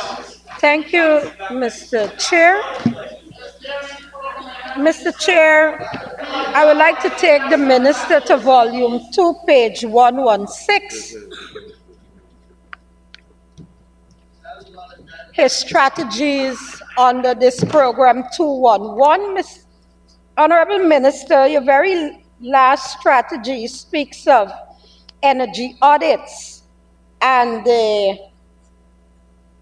conversion from the use of fossil fuels to green energy technologies in farms. Could you kindly tell the House how many farms in 2024 have benefited from these strategies? And if you had any audits, where were these audits done and in what area? Volume 2. Volume 2, page 116, where you have your objective and strategies for this program. So, Mr. Chair, yes, we have been working very closely with a number of farmers across this country. There are a number of farming, and I can invite the opposition to visit these farms. We have these greenhouses right across. As a matter of fact, let me be very frank with you all here this morning. We have the largest hydroponic farm in the Caribbean right at Manripo. 100,000 plantlets. 100,000 plantlets. And we are working with a lot of solar power and solar energy. We have partnered with Victoria Green to build that there. The same thing we are replicating in regions 2, 5, and 10. The same, and only 2 days ago I was speaking with Mr. Honorable Member Jorman Fogera about involving the young people in Linden, bringing them on stream. He was telling me he has some young people. We have a number of farms on the east bank of Demerara. We have a number of farms in Parika area. So we have been working over time to ensure that we build these, what you call it, we modernize the system, because what we have now, we have a lot of requests coming to Guyana from the Caribbean for produce. For example, St. Lucia. St. Lucia, if you go to Manripo now, and a number of other farmers, they are producing the hot peppers for St. Lucia, being exported to St. Lucia. You have a number of things like pumpkins. You have things like leafy vegetables being exported to Barbados. Only a few days ago, I saw on social media a number of produce being packaged at the Sophia Packaging Center, being produced. So what we are doing, we are modernizing this farm. We are moving We are moving, as the honorable member rightly said, we are moving from that type of technology to the new one that we are now installing. Thank you, Minister. Honorable Member, Follow. Ms. Lawrence. Yes, Mr. Chairman. I wish the minister would have just answered my question specifically. I'm asking how many energy audits you did last year, right? Because you have several agencies here that are receiving funds under this program. So, how many energy audits you did? And I'm also asking how many farms you removed from fossil fuel to green energy. That's all I'm asking. If you don't have it here, you can lay it over. So, Mr. Minister. Chair, we did. We have the figure. I can lay that over to the honorable member. Thank you very much. Honorable Thank- Member, Ms. Lawrence. Thank you, Mr. Chair. Thank you, Honorable Minister. Honorable Minister, on the same page, I'm going now to your indicators. At indicator 5, you indicated that you published 3 research and development papers in 2024, and you're planning to do 7 in 2025. Could you kindly tell the House which areas you are focusing on, and under which one of these agencies will see this research being done? Thank you. So, Mr. Minister. Mr. Chair, we have been working with NARI to deal with these issues, and those papers were published by NARI. We have, and the other 7 that we plan to publish are growth in media development for various crop seedlings, things like coconut, tomatoes, new crops. We're talking about comparative analysis of yields potential for various crop cultivated. And if you realize that we have been having a lot of high yields in certain crops, we are trying to look at other crops, how we can increase those yields. And we have been having good results. As you rightly said, that with the modernization being taking place now, and what we have been doing in terms of the research that our officers are doing, we are having better yields. Also, we will be doing fertilizer trials and things like ginger and black pepper. You know for a fact that we are doing large scale spice production in Region 1. Things like ginger, turmeric, nutmeg, black pepper. We are looking at those areas. You know, those areas have to build up the pH level of the soil, things like that. So we are looking at that. We are looking at evaluation of various seeds and the varying condition of storage, and a number of other things. So, and we have those papers. We have it. We can share it with you all. It'd be very nice Thank you, if Minister. when you're finished. MP Lawrence. I'm so sorry, Mr. Chair. Mr. Chair, through you to the Honorable Minister, I would just like to propose that these studies can be laid in the National Assembly or at the National Library, so that, we don't have to come here. Some of us, we do research, Could I turn you to number 8 of the indicators? At number 8, Mr. Chairman, the Honorable Minister has here the number of occurrences of animal disease outbreak. In 2024, you're listing 1. I am thinking that that had to do with the poultry industry. But my concern is that you don't have anything for 2025. So what is the thought behind that we are going incubated for many diseases or so? Honorable Minister. This is a work in progress, Mr. Speaker. We have had a number of those last year because, as you rightly mentioned, we have not only the poultry, but we have had the bird flu issue. We have had the bird flu. Those are ongoing. That is why it's not integrated here. But we are looking, because Guyana is not in area where you have this what you call it, foot and mouth diseases, things like that. We are clear. We are clean. But last year we have the IBH problem in the poultry industry.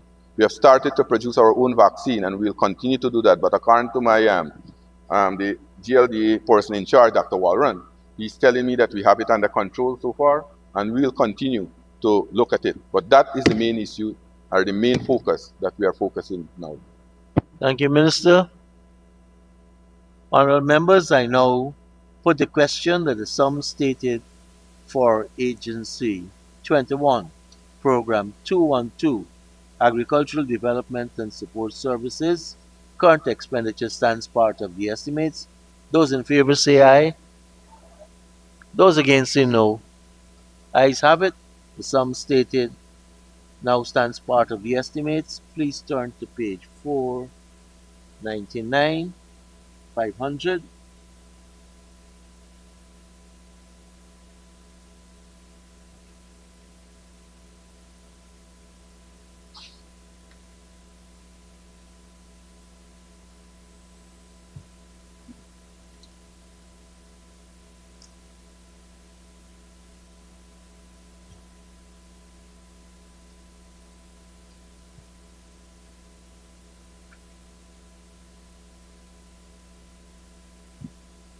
And I propose the question that the sum stated for Agency 21, Program 212, Capital Expenditure, stands part of the estimates. The Honorable Member, Mr. Jordan.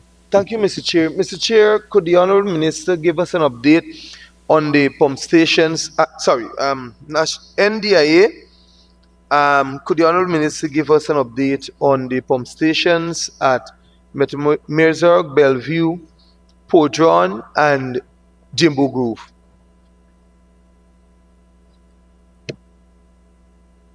Honorable Minister. Sorry. Those pump stations are still under the contracted period. Construction pump station at well, this is not charity. So you have a line that will be Bellevue. You talk about Bellevue, you talk about Metamerzog, Jumbo, and Podrine. The works are in progress, Mr. Speaker, and this contract period will be end by July. And I am very up. I have met with the contractors, with the consultant and the engineers, and I told them that we are not extending any time for pump station there. So work are ongoing at those pump stations. Thank you, Mr. Chair. Mr. Chair, could the Honourable Minister just say, sorry, what are the percentage by pump station that has been completed thus far? Honourable Minister.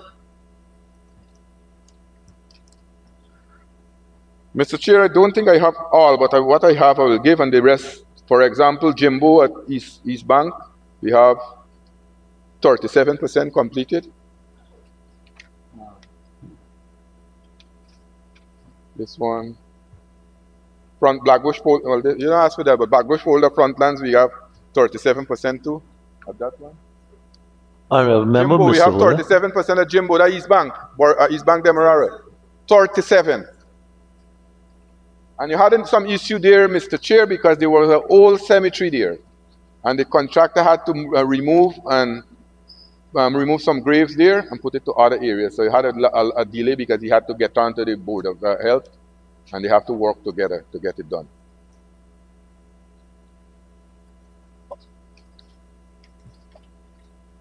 This one here at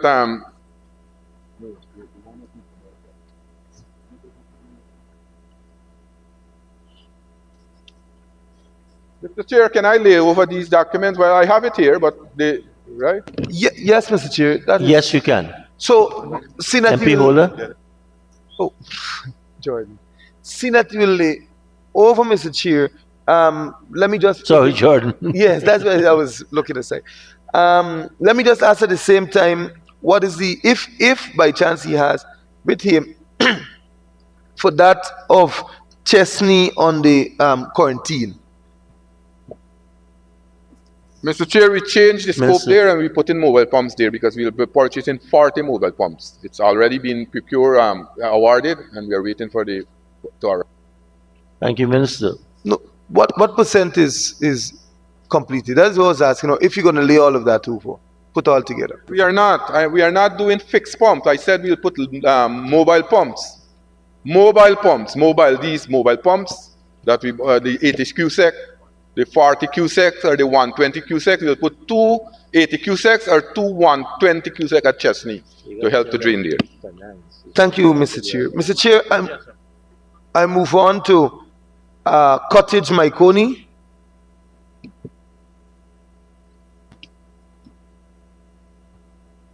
Mr. Chair, I have been advised that it's more than 80%. Just the discharge box has to be done with the pipe and the pump installed. Thank you, Minister. MP Jordan. Mr. Chair, 80% completed, and last year we had in this very house the minister saying 80% completed, then he said 75% late in the year, and then he said by the end of the year it will be completed. But we're in 2025 January, Mr. Speaker, and we're back at 80% as the Hansard would have it in 2024, Mr. Chair, at January. So what really is happening at Cottage, Mr. Chair? This pump station seems to be going backwards rather than forward every time we speak about it. What is happening? When will it really be completed? Minister. So, Mr. Chair, this pump station has not been going backward. We have had, I don't know, the honorable member is member of parliament for Region 5. He didn't know that we had a big breach there. We had a failure of this two sluice door. We had a breach there, and the contractor was given 6 weeks extension to complete his work. That's the reason we've gone over January. So we had a serious breach there. As a matter of fact, right now we are looking to replace the sluice door, what we did at in Abari, metal door, put metal door. At the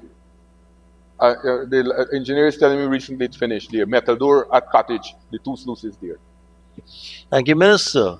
MP Mr. Jordan. Chair, thank you, sir. Mr. Chair, last year the honorable minister said that the completion date was March 30th, 2024.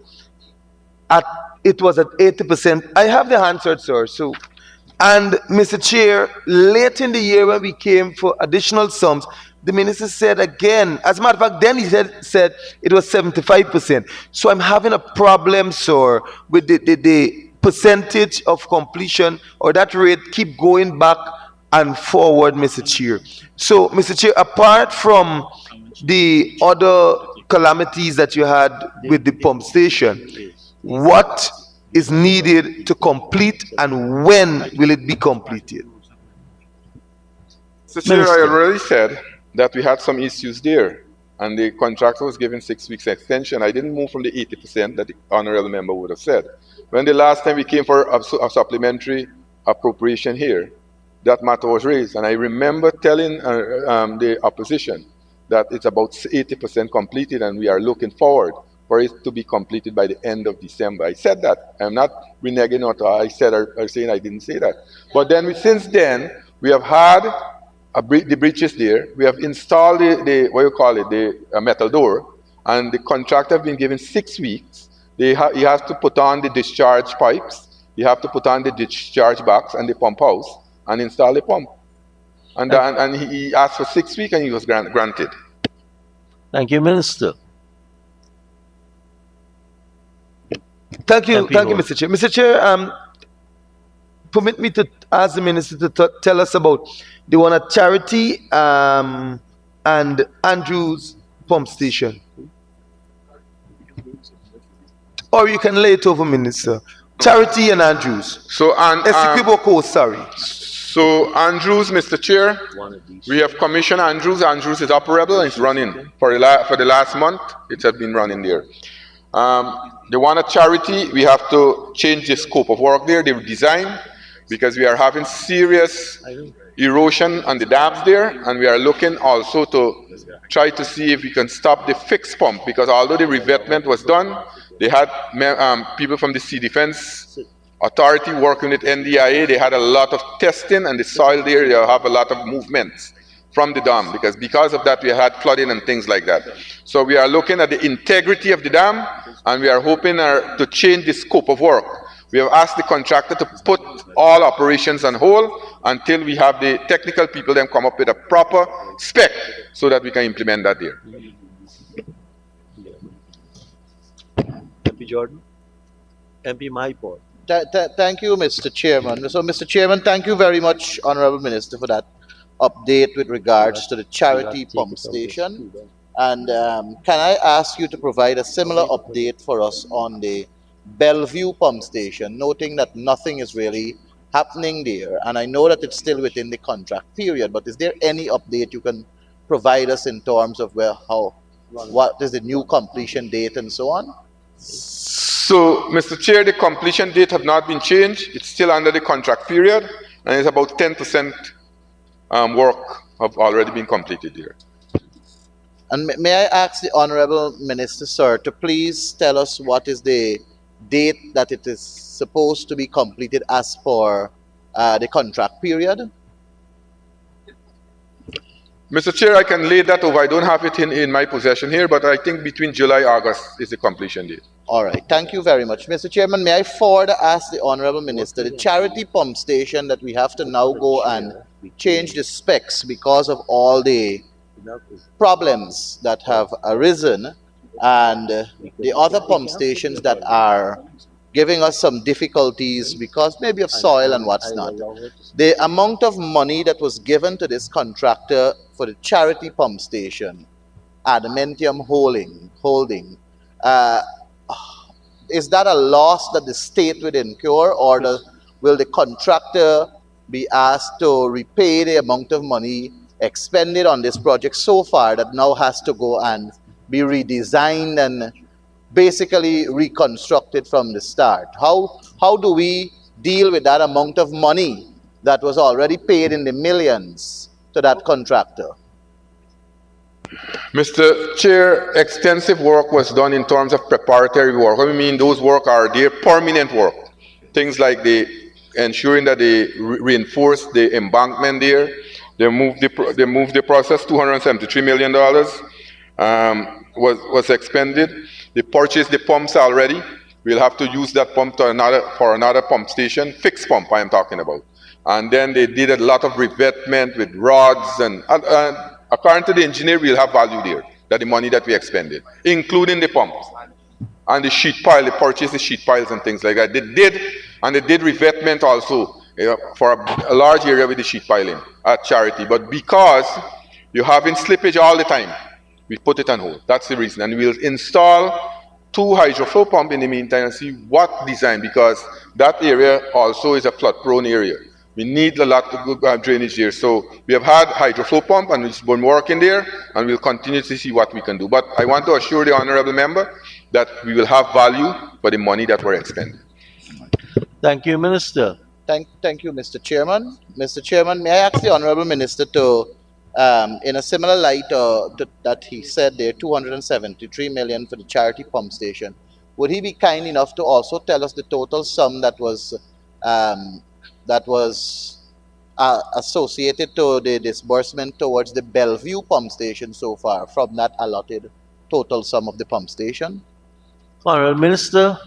So, Chair, I don't have that figure here, but I can lay it over. The contractor was paid mobilization advance and material and ground. Sheet pile and I believe timber. Hold on. He was paid $82 million. 182. Thank you, Minister. Honorable Member Maipod. Thank you, Mr. Chairman.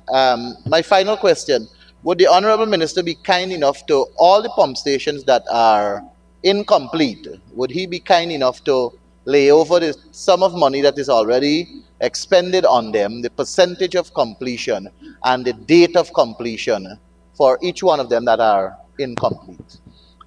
Honorable Minister. Yes, Mr. Chair, I will can do that. Thank you very much. Thank you, sir. Honorable members, I now put the question. Mr. Chair. Honorable member. Thank you, Mr. Jordan. Mr. Chair. Mr. Chair. I have the Honorable Member Dr. Cummings and the Honorable Member Ms. Lawrence also. Go ahead.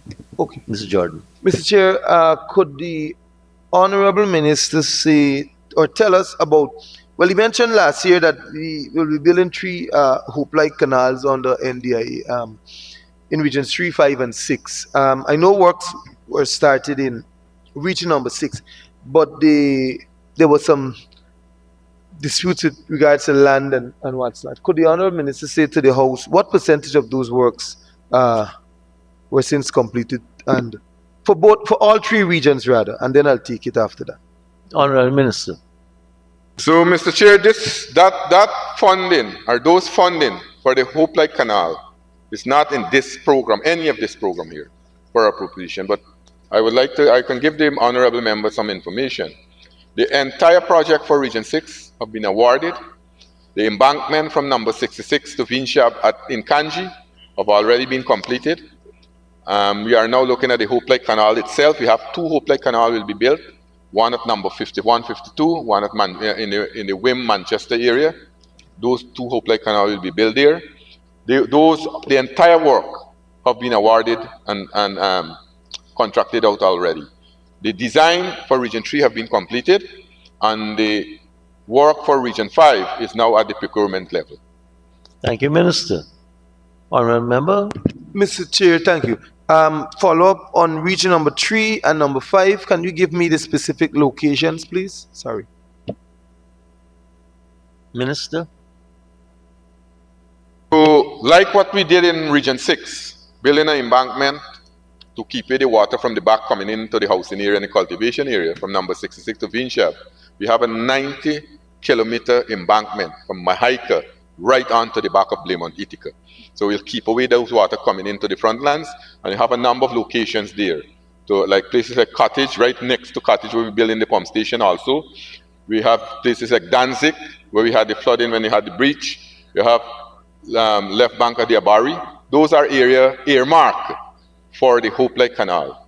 And then you have the B-line in Region 3. Thank you, Minister. Honourable Member Dr. Cummings. Yes, actually, I wanted to follow up on the MP Ganesh Maipal's question on the pumps. You did say you would provide a list of those to be overall or whatever is the appropriate term. But I'm specifically asking about Victoria. I don't know if it's on the list because last year we had overtopping. The sluice door was two of the doors were broken. So I don't know if you have it in your budget this year to repair those, or even at the national level or at the regional level. If you're going to make monies available to the region, or you're going to do it from the national coffers at your the national level. Minister. So, Mr. Chair, at Victoria, I want to inform the honourable member we have already repaired the sluice door there, and we have to put in a discharge pipe from one of the pump there. So that will be installed shortly. NDIA now are working to get that fixed, and you'll have operations there back again with those pumps at Victoria. For the member's sake, for this house sake, we had almost 10 pump stations, and you have pump station at Cosia, Andrews, Greenwich Park, Liliendal, Ogle, Montrose, Adventure, and the Quarantine. All those pump stations have been completed already. We have another one at Canals number 1, which should be completed in a week time.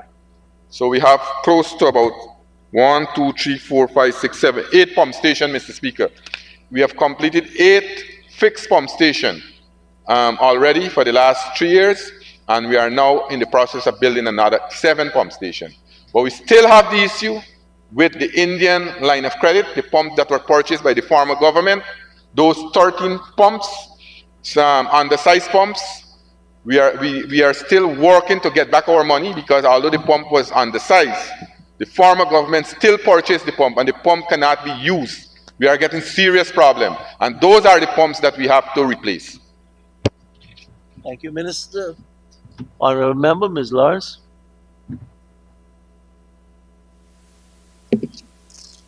Thank you, Mr. Chair. Honorable Minister, I want to turn you to page 118 of Volume 2.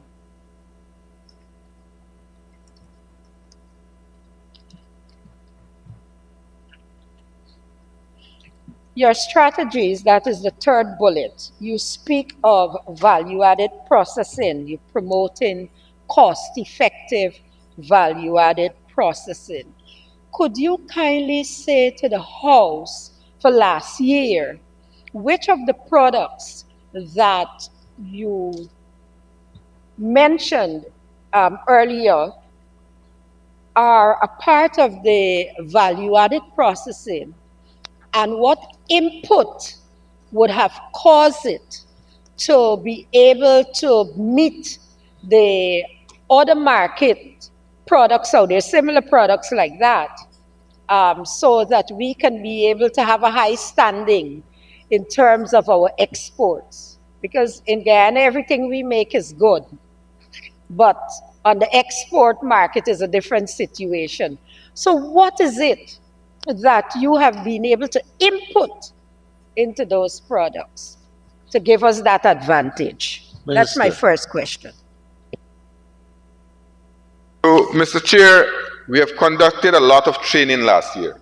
And as I mentioned, with these agro-processing facilities around the country, for example, if you look at a company, Umani now has 3 agro-processing facilities across the country. They are adding values to a number of produce. And our product now are not being only sold in the Caribbean, but Europe even. Things like okra being value added, right? We are talking about packaging, proper packaging. We have had a number of symposium, a number of training by the officers at GMC. We have specialized officers here. We have improved our packaging, the kind of packaging we used to do. And I showed you some this morning, Mr. Speaker. You saw it. You saw the standard that we have. So we have improved tremendously. And what we have been, and we have encompassed a number of new products that we have had now in the market over the last year. But we have done a lot of training with agro-processors. We have a steady link with them, not only one-off training, but we have workshops. We have our officers visiting, and extension services is very, very robust now, going in and meet these people, have extensive dialogue, extensive training, and encourage them to do best practices, things like those. Thank you, Minister. Honorable Member, Ms. Lawrence. Follow up, Mr. Chair. So, Minister, having done all of the training, especially focusing on packaging and so on, I want to ask you, what are the new value-added products within the fisheries industry are we working on to add to the market? So, Mr. Chair, I just mentioned some earlier. I have a list here we can lead over to you. No, I don't want to Right? go to. Right? I have a list of those value added that you talk about. Things like you have 3 things that we don't know about. right? You have a lot of you have dehydrated fruits, right? You have smoked fish There's a coming old out. thing. Give me a Right? new one. Pardon me? Give me a new thing. Right? So you have a number of fish jam. you got ham, you have chicken ham, you have bacon, Guyana School of Agri, a number of things, and I can lead this over. Thank you, Minister. So, Mr. Ms. Lawrence. Chair, may I follow up with the minister? Is there any investment, training or otherwise, into things like fish jam, fish paste, fish powder, etc.? Since we're doing all this hydrating and so on, because those are big products on the market, you know? Honorable Minister. So, Mr. Chair, we move into meat there. As we started with legumes, as I mentioned earlier, we have a number of other products, but we are moving with there. We have started there also, not only in one industry like the aquaculture industry now too. We are trying to use what we are producing in aquaculture to add value to it, to make it more attractive. For example, the prawns that we have been producing now. We are, as the honorable member would know, we had it at the Christmas Village. We package it, we make it very attractive, and it's very, very, very now in demand. Right here in Guyana, and also we will export those things. We are working with fishing processing plants to what you say there, to add value to those products, but I want to be very honest that we haven't reached to those products that you mentioned, but we are working to meet there, and we will meet there. Thank you, Minister. Before I take the next question, I just want to let Minister Walwa know we will take her agency after the lunch break. So you can so advise your staff. Honorable Member, Ms. Lawrence. Thank you, Mr. Chairman. Mr. Chairman, may I turn the minister to the same page 118 to his last strategy, which speaks of strengthening the data collection, analysis, and information sharing systems. On the internet, there are various AI programs being used in farms around the world. I would like to know from you, Minister, in terms of our large production, that is the shrimp and the prawns and all of that, what are we using in terms of data collection? Are we collecting data from the farms? Is there a connection between the farmers and the ministry? What is happening? Is there data flowing to and fro? So, Mr. Chair, last year only I launched the Agriculture Information System that the Honourable Member talked about. We have had a number of training for our extension officers. We have enlarged the pool of extension officers. They are collecting the information, and we are working to have those information now made available to members of the public. So within a month from now, you'll see we have right across the country, in various regions now, we have these information system that are now sending information directly to headquarters, to the central headquarters. So we compile those information, and not only in farmers alone, what they have been producing, but other produce coming into agriculture produce. So we have an entire comprehensive system. We are only, as I said, only last year in November I launched the Agriculture Information System. The HESAT program, we work along very closely with HESAT. SAT-P, the SAT-P program, and they have helped us to fund this program. We had a consultant right here in Guyana who have helped us to craft the program, and we launch it. So we have an entire comprehensive system, and that will be made available on our website shortly. Thank you, Minister. Honourable Member, Ms. Lawrence. Thank you, Mr. Chair. Mr. Chair, the indicators. I noticed that the first indicator puts together the production of aquaculture and inland fisheries together. Minister, could you disaggregate what you got last year and what you're anticipating to achieve this year? Minister. So, Mr. Chair, yes, I have those figures. Like, for example, aquaculture. If you look at the brackish water shrimp, we're able to move production from 10,000 kilograms monthly to about 120,000 kilograms. So if you look here, fish hatchery have been expanded to breed additional fish species to meet the growing demand for fingerling by farmers. Expected production for the 50 cages that we are installing now. We have the production of marine fisheries. They're tons or kilos? From 49,513 tons, we want to move it. Our indicator this year is 50,270, and it's here. The targets, 2024 achievement, and the targets, they are right here, right? So these are the things. For example, the fingerling cages, we are putting in these tambiki. We are now breeding those tambiki right here in Guyana, rather than to bring the fingerling from Brazil. Right? We are building our own feed mill. We have already built our own hatchery for the Vanami prawns. We have our own brood stock now. They are now reproducing these fingerlings. Right? So although we are still importing some, very shortly we will be self-sufficient in producing not only fingerlings and larvae for the government or the Ministry of Agriculture ponds, but for other private investors across the country. We are also breeding tilapia fingerlings right at the Satadilsa Agriculture Station.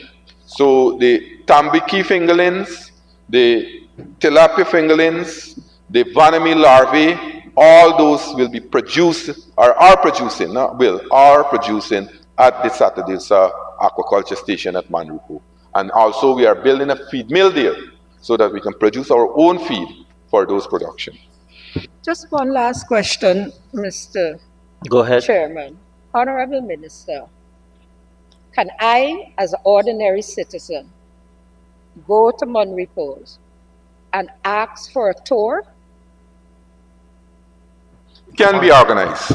So I will have to call your office. You speak to the person in charge and they will be instructed what to do. All right. I just wanted you to say it nationally so those people can hear. Remember, Mr. Chair, also we have to look at the biosecurity of those places too. So some areas, like the fingerling areas that we are now producing it, you have a lot of, what you call it? The technical people will tell you, we can contaminate those areas too. No. Remember, Thank Mr. you. Lawrence, am I getting you correct though? You weren't asking for MP Valda Lawrence. You're asking for ordinary Jane Valda Lawrence. Okay. Honorable members, I now put a question that is some stated. Mr. Chair, MP Jordan. 1301900. Sir, Danzig, Fairfield, and Content Foreshore, they had a sum of $275 million last year, and works were ongoing. As a matter of fact, it's rolled over, and that project had an outstanding balance of 21,278 million, and there were some geotextile tube grind at Paradise which was supposed to be completed, and that had an outstanding balance of $13 million. Mr. Speaker, I'd just like an update on these projects Honorable Minister. by completion percentage. So, Mr. Chair, we remember that this project caused a heated argument right in this House. In 2019, we had a serious breach. Almost 2,000 acres of farmland was destroyed up to date. Saltwater encroached there, and the farmers lost their crop. When we resumed government in 2020, we went to the farmers and we start back a process there. Consultation. We start to rebuild the entire sea defense there. Not only last year, but the year before last. And last year we did massive work. We constructed 200-meter timber breakwater, leaving out all the other areas that sea defense, under Minister Edghill, sea defense would have done a lot of work there also. So we have, to date, we have $10.8 million that have been rolled over, and that is to facilitate the retention payment and the complete 200-meter timber breakwater at Danzig. The complete grinds are expected to support the restoration of 2.4 hectares of mangrove, strengthening production. So that is the retention that is payable. Thank you, Minister. Thank you, Mr. Chair. Mr. Chair, I specifically asked for the completion percentage, or rather, if the projects.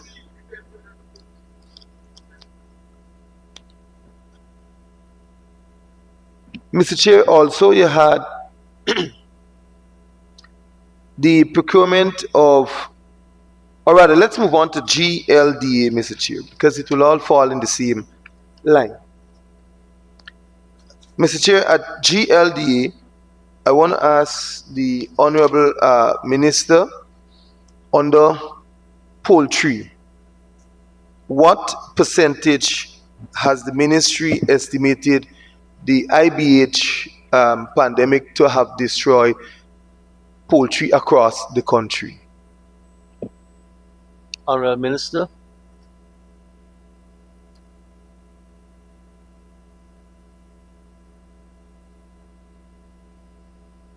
Mr. Chair, it's not a pandemic. First of all, we have to establish that. In 2024, when it started, when it started, it was about 55% of the entire poultry population being affected. We were able to work with the Poultry Farmers Association, work with other number of farmers, and we have reduced that now to 14% at the end of 2024. It's an endemic, and it's not a pandemic. Thank you. Thank you, Mr. Chair. Mr. Chair, coming out of the reduction from 55% to 14% at the end of the year, could the Honourable Minister say now what you said earlier, rather, that provisions are made for you producing or reproducing our own vaccines and having the work done here? What sum is allocated to that project? Minister. So, Mr. Chair, when we had this serious problem with it, we gave $29 million to the industry to procure vaccines, and then we helped We brought in specialists to produce the vaccines in Guyana. This year, $27 million budgeted to help in that area. Thank you. MP. Thank you, Mr. Chair. Mr. Chair, following up now, could the Honorable Minister say to the House, for those persons that are listed within the 55% and then coming down to 40% that were affected, the farmers and the areas, what assistance was given to those poultry farmers? Minister. So, Mr. Chair, what we did first of all, we tried to avoid this problem again. So we did a lot of training in biosecurity. We helped the farmers. We had a symposium right here at this convention center, the conference center, and the president himself was here with the bank. Some of the farmers we were able to have the interest rates reduced who wants loan to fund their small operation, but a number of farmers across the country, we helped them to restock and get them back in production. Thank you, Minister. And we also help them with chemicals. MP. Thank you, Mr. Chair. Mr. Chair, I was just trying to get specifically, what was it that you give to the farmers directly to help them to restart? Because in some cases, some farmers were completely wiped out. No. We give physically, we give the boilers, we give them, and we give them also the chemical so they can avoid the disease being reoccurring on their farm. Thank you. MP. Thank you, Mr. Chair. Mr. Chair, my reason for asking to know that boards were given, in a case, Mr. Chair, could the Honourable Minister be able to say to me, a citizen having lost 1,500 boards to the disease, what would you give to him or her as a startup? So we can't bring a hypothetical question like that, Mr. Speaker. We have to assess the situation by case by case. If a farmer loses 1,500 boards, we'll help them substantially back. We'll put them back on their feet. But that doesn't mean this is an open invitation for people to come here and last 500 and 1,000 and 1,000 boards. We have to assess the case. We have our extension officers then working. They have to go and visit the environment, see the hygienic standard of the poultry farmers, see what they have been doing. First of all, try to eradicate further the disease coming back on their farm. Get all those systems in place before we give them back boards again. Thank you, Minister. MP. Mr. Chair, thank you.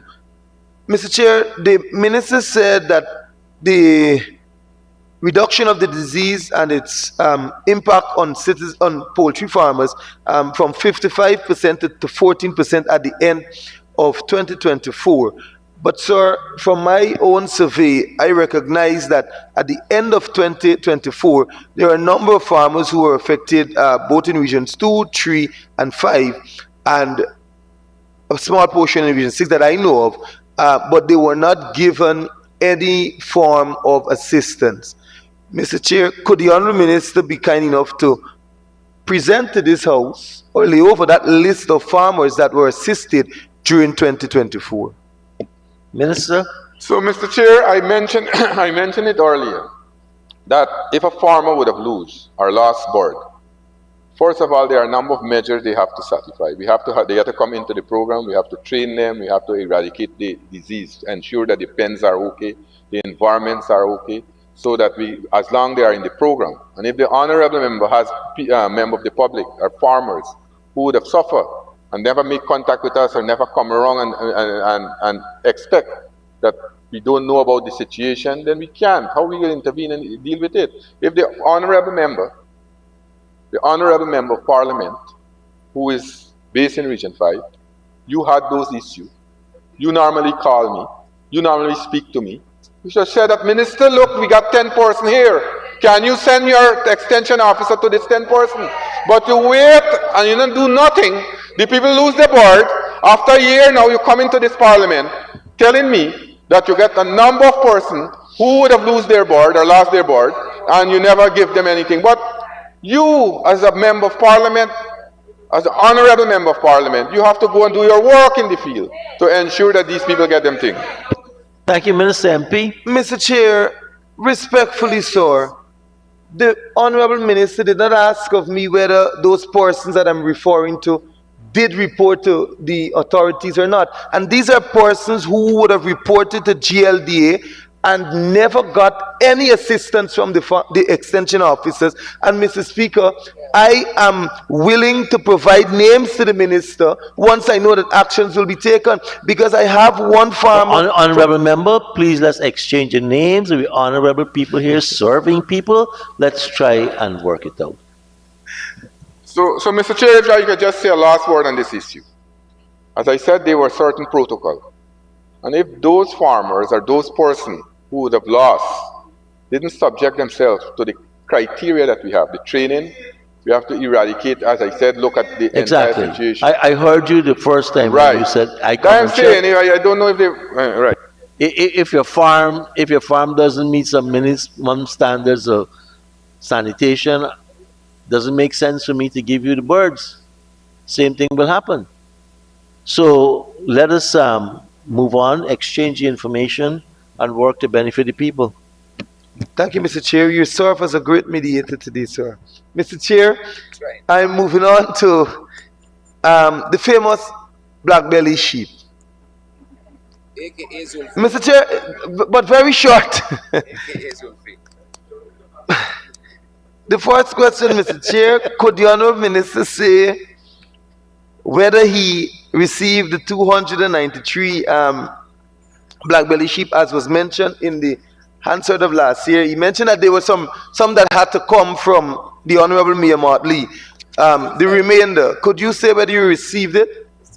Before you answer, honorable member, I just heard a little aside you made. There's a difference between black sheep and black belly sheep. Go ahead. Mr. Chair, this was a question put to me in Parliament, a question which I respond to from the honourable member, that 163 farmers were given help, and we have continued that. I mentioned in my budget speech that we received the 1,000 black belly sheep from Barbados, and we have since reproduced almost 800 of sheep. So we have almost 1,800 black belly sheep now in the system, leaving out what the farmers them are producing around the country. So we are building that brand that the president talked about, the black belly sheep brand, to replace things like the New Zealand lamb coming to this part of the world. And that brand is being built for CARICOM right here in Guyana. That is the thing that we are talking about, the vision that we have as a government. Thank you, Minister. Mr. Chair, I am only referencing what the minister said to me last year. He said that he received 707, and that was from the first tranche, or another tranche will come according to the minister from Barbados. He told me that, Mr. Chair, and then he said that the ministers again told me that we will receive 293 sheep remaining before the first half, and when one looks at the budget, we'll continue. So I am only referencing what the minister said. So probably if I was misled, sorry, not misled, I misunderstood, I am referencing from what you said last year. So I just wanted to know if you got the 293, then we can move on with the conversation. Mr. Chair, I said that was a question posed to me last year, which I answered. And I said in my budget speech that we received the 1,000 sheep from Barbados, and since then we have reproduced almost 800 of the sheep. So we got at GLDA now has in their possession almost 800 black belly sheep, the 1,000 from Barbados and the 800 almost that we have reproduced in Guyana. So I was referring that the question that the honourable member asked me last year, I submit that answer, but I qualify it and said when I spoke during the budget debate. Thank you, Mr. Chair. Mr. Chair, again, last year I asked the Honourable Minister, and I didn't receive. I would like the Honourable Minister to kindly provide a list of these farmers that received the black belly sheep. No, I didn't get that. Honourable Chair, Minister? that was a question I said, and I provide the list. Honourable member who are honest enough can tell me that I can reproduce the list and give him. Thank but I'm you. just saying that the honourable member, when they get these answers, they must keep it for themselves. They don't produce lists all the time. Now we have 163 persons. 163 persons who have been involved in this program, and most from Region 5. I even brought some physically When I spoke here during the budget debate, they were sitting down at the top there. No, sorry. Thank you, honorable members. Let me put the question because we are now a bit over the time. One other question. Sure, go Mr. ahead. Chair. Mr. Chair, the question is very simple. I'm just trying to clear up what is being peddled in the public. Could the Honorable Minister say to this House and Guyanese whether it is true or not that in Region 6 the black belly sheep is now being eaten? I'm just asking for clarity. It is being cooked, whether or not it is true.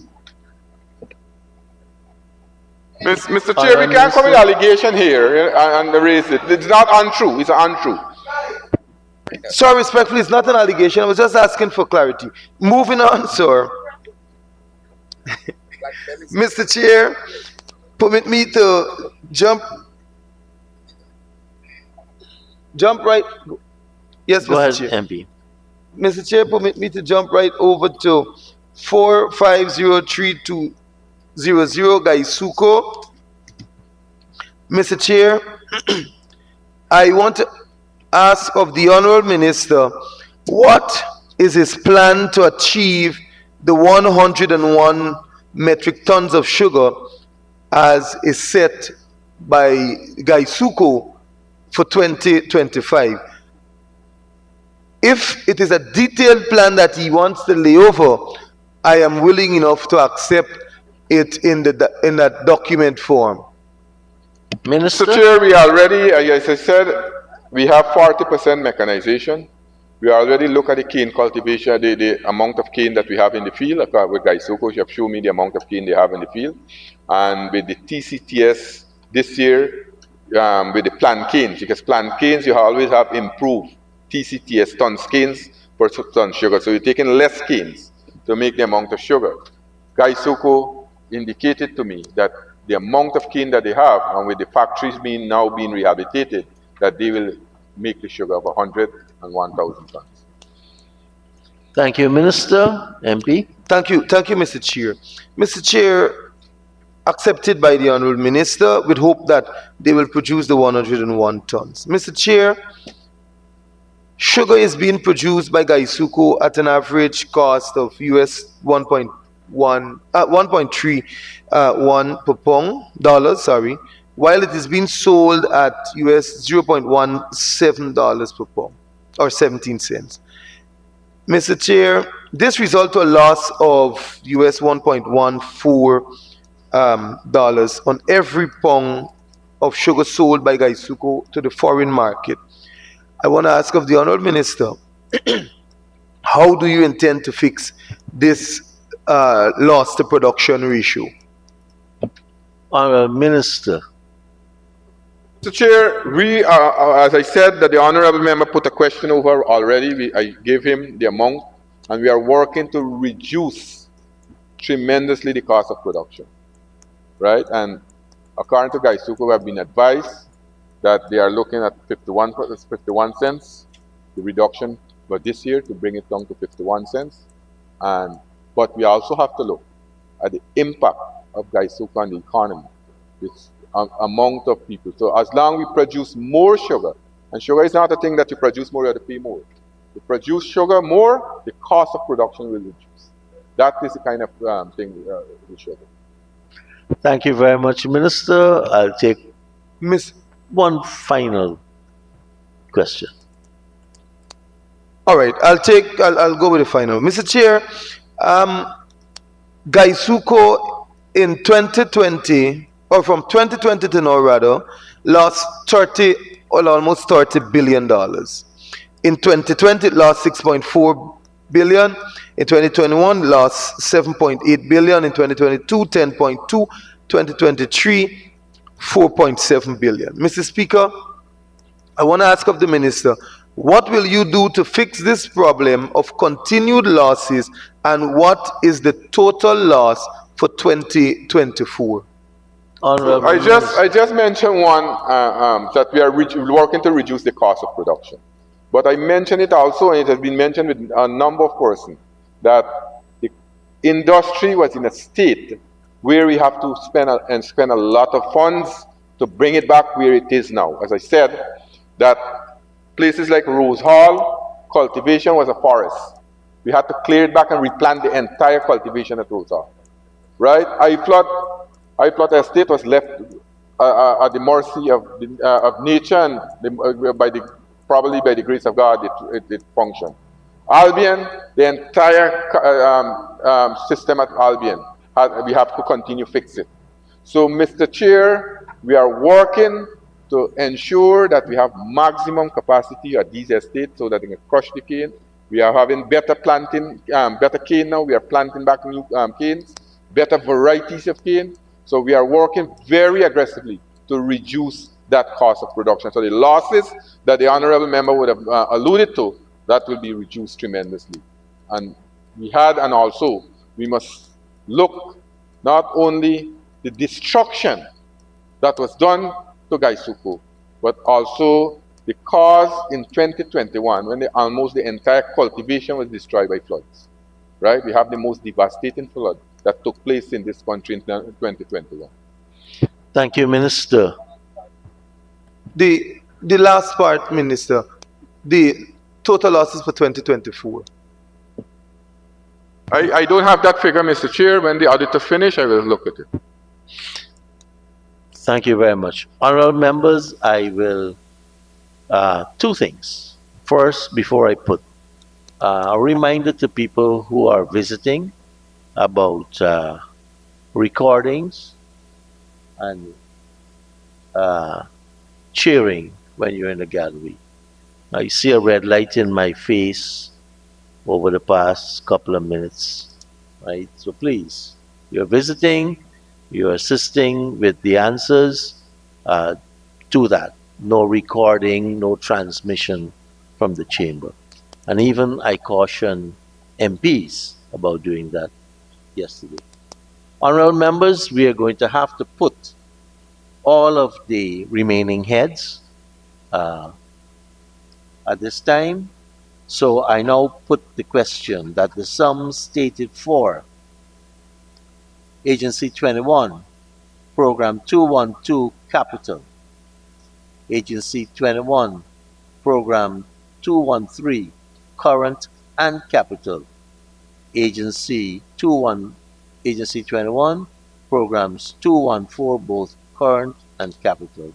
These are 5 headings. I put the question that all 5 of the sums stated therein stand part of the estimates. Those in favor say aye. Those against say no. Ayes have it. The sum stated for all of these programs in Agency 21 now stand part of the estimates. Let the Assembly resume.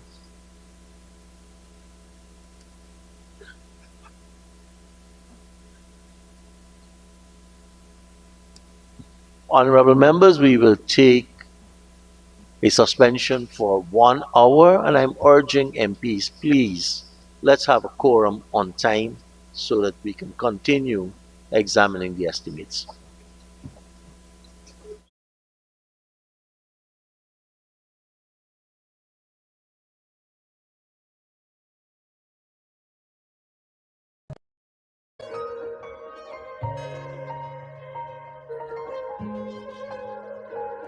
We are a peaceful people. Struggle is with struggle, and we don't look for trouble. Just ask around.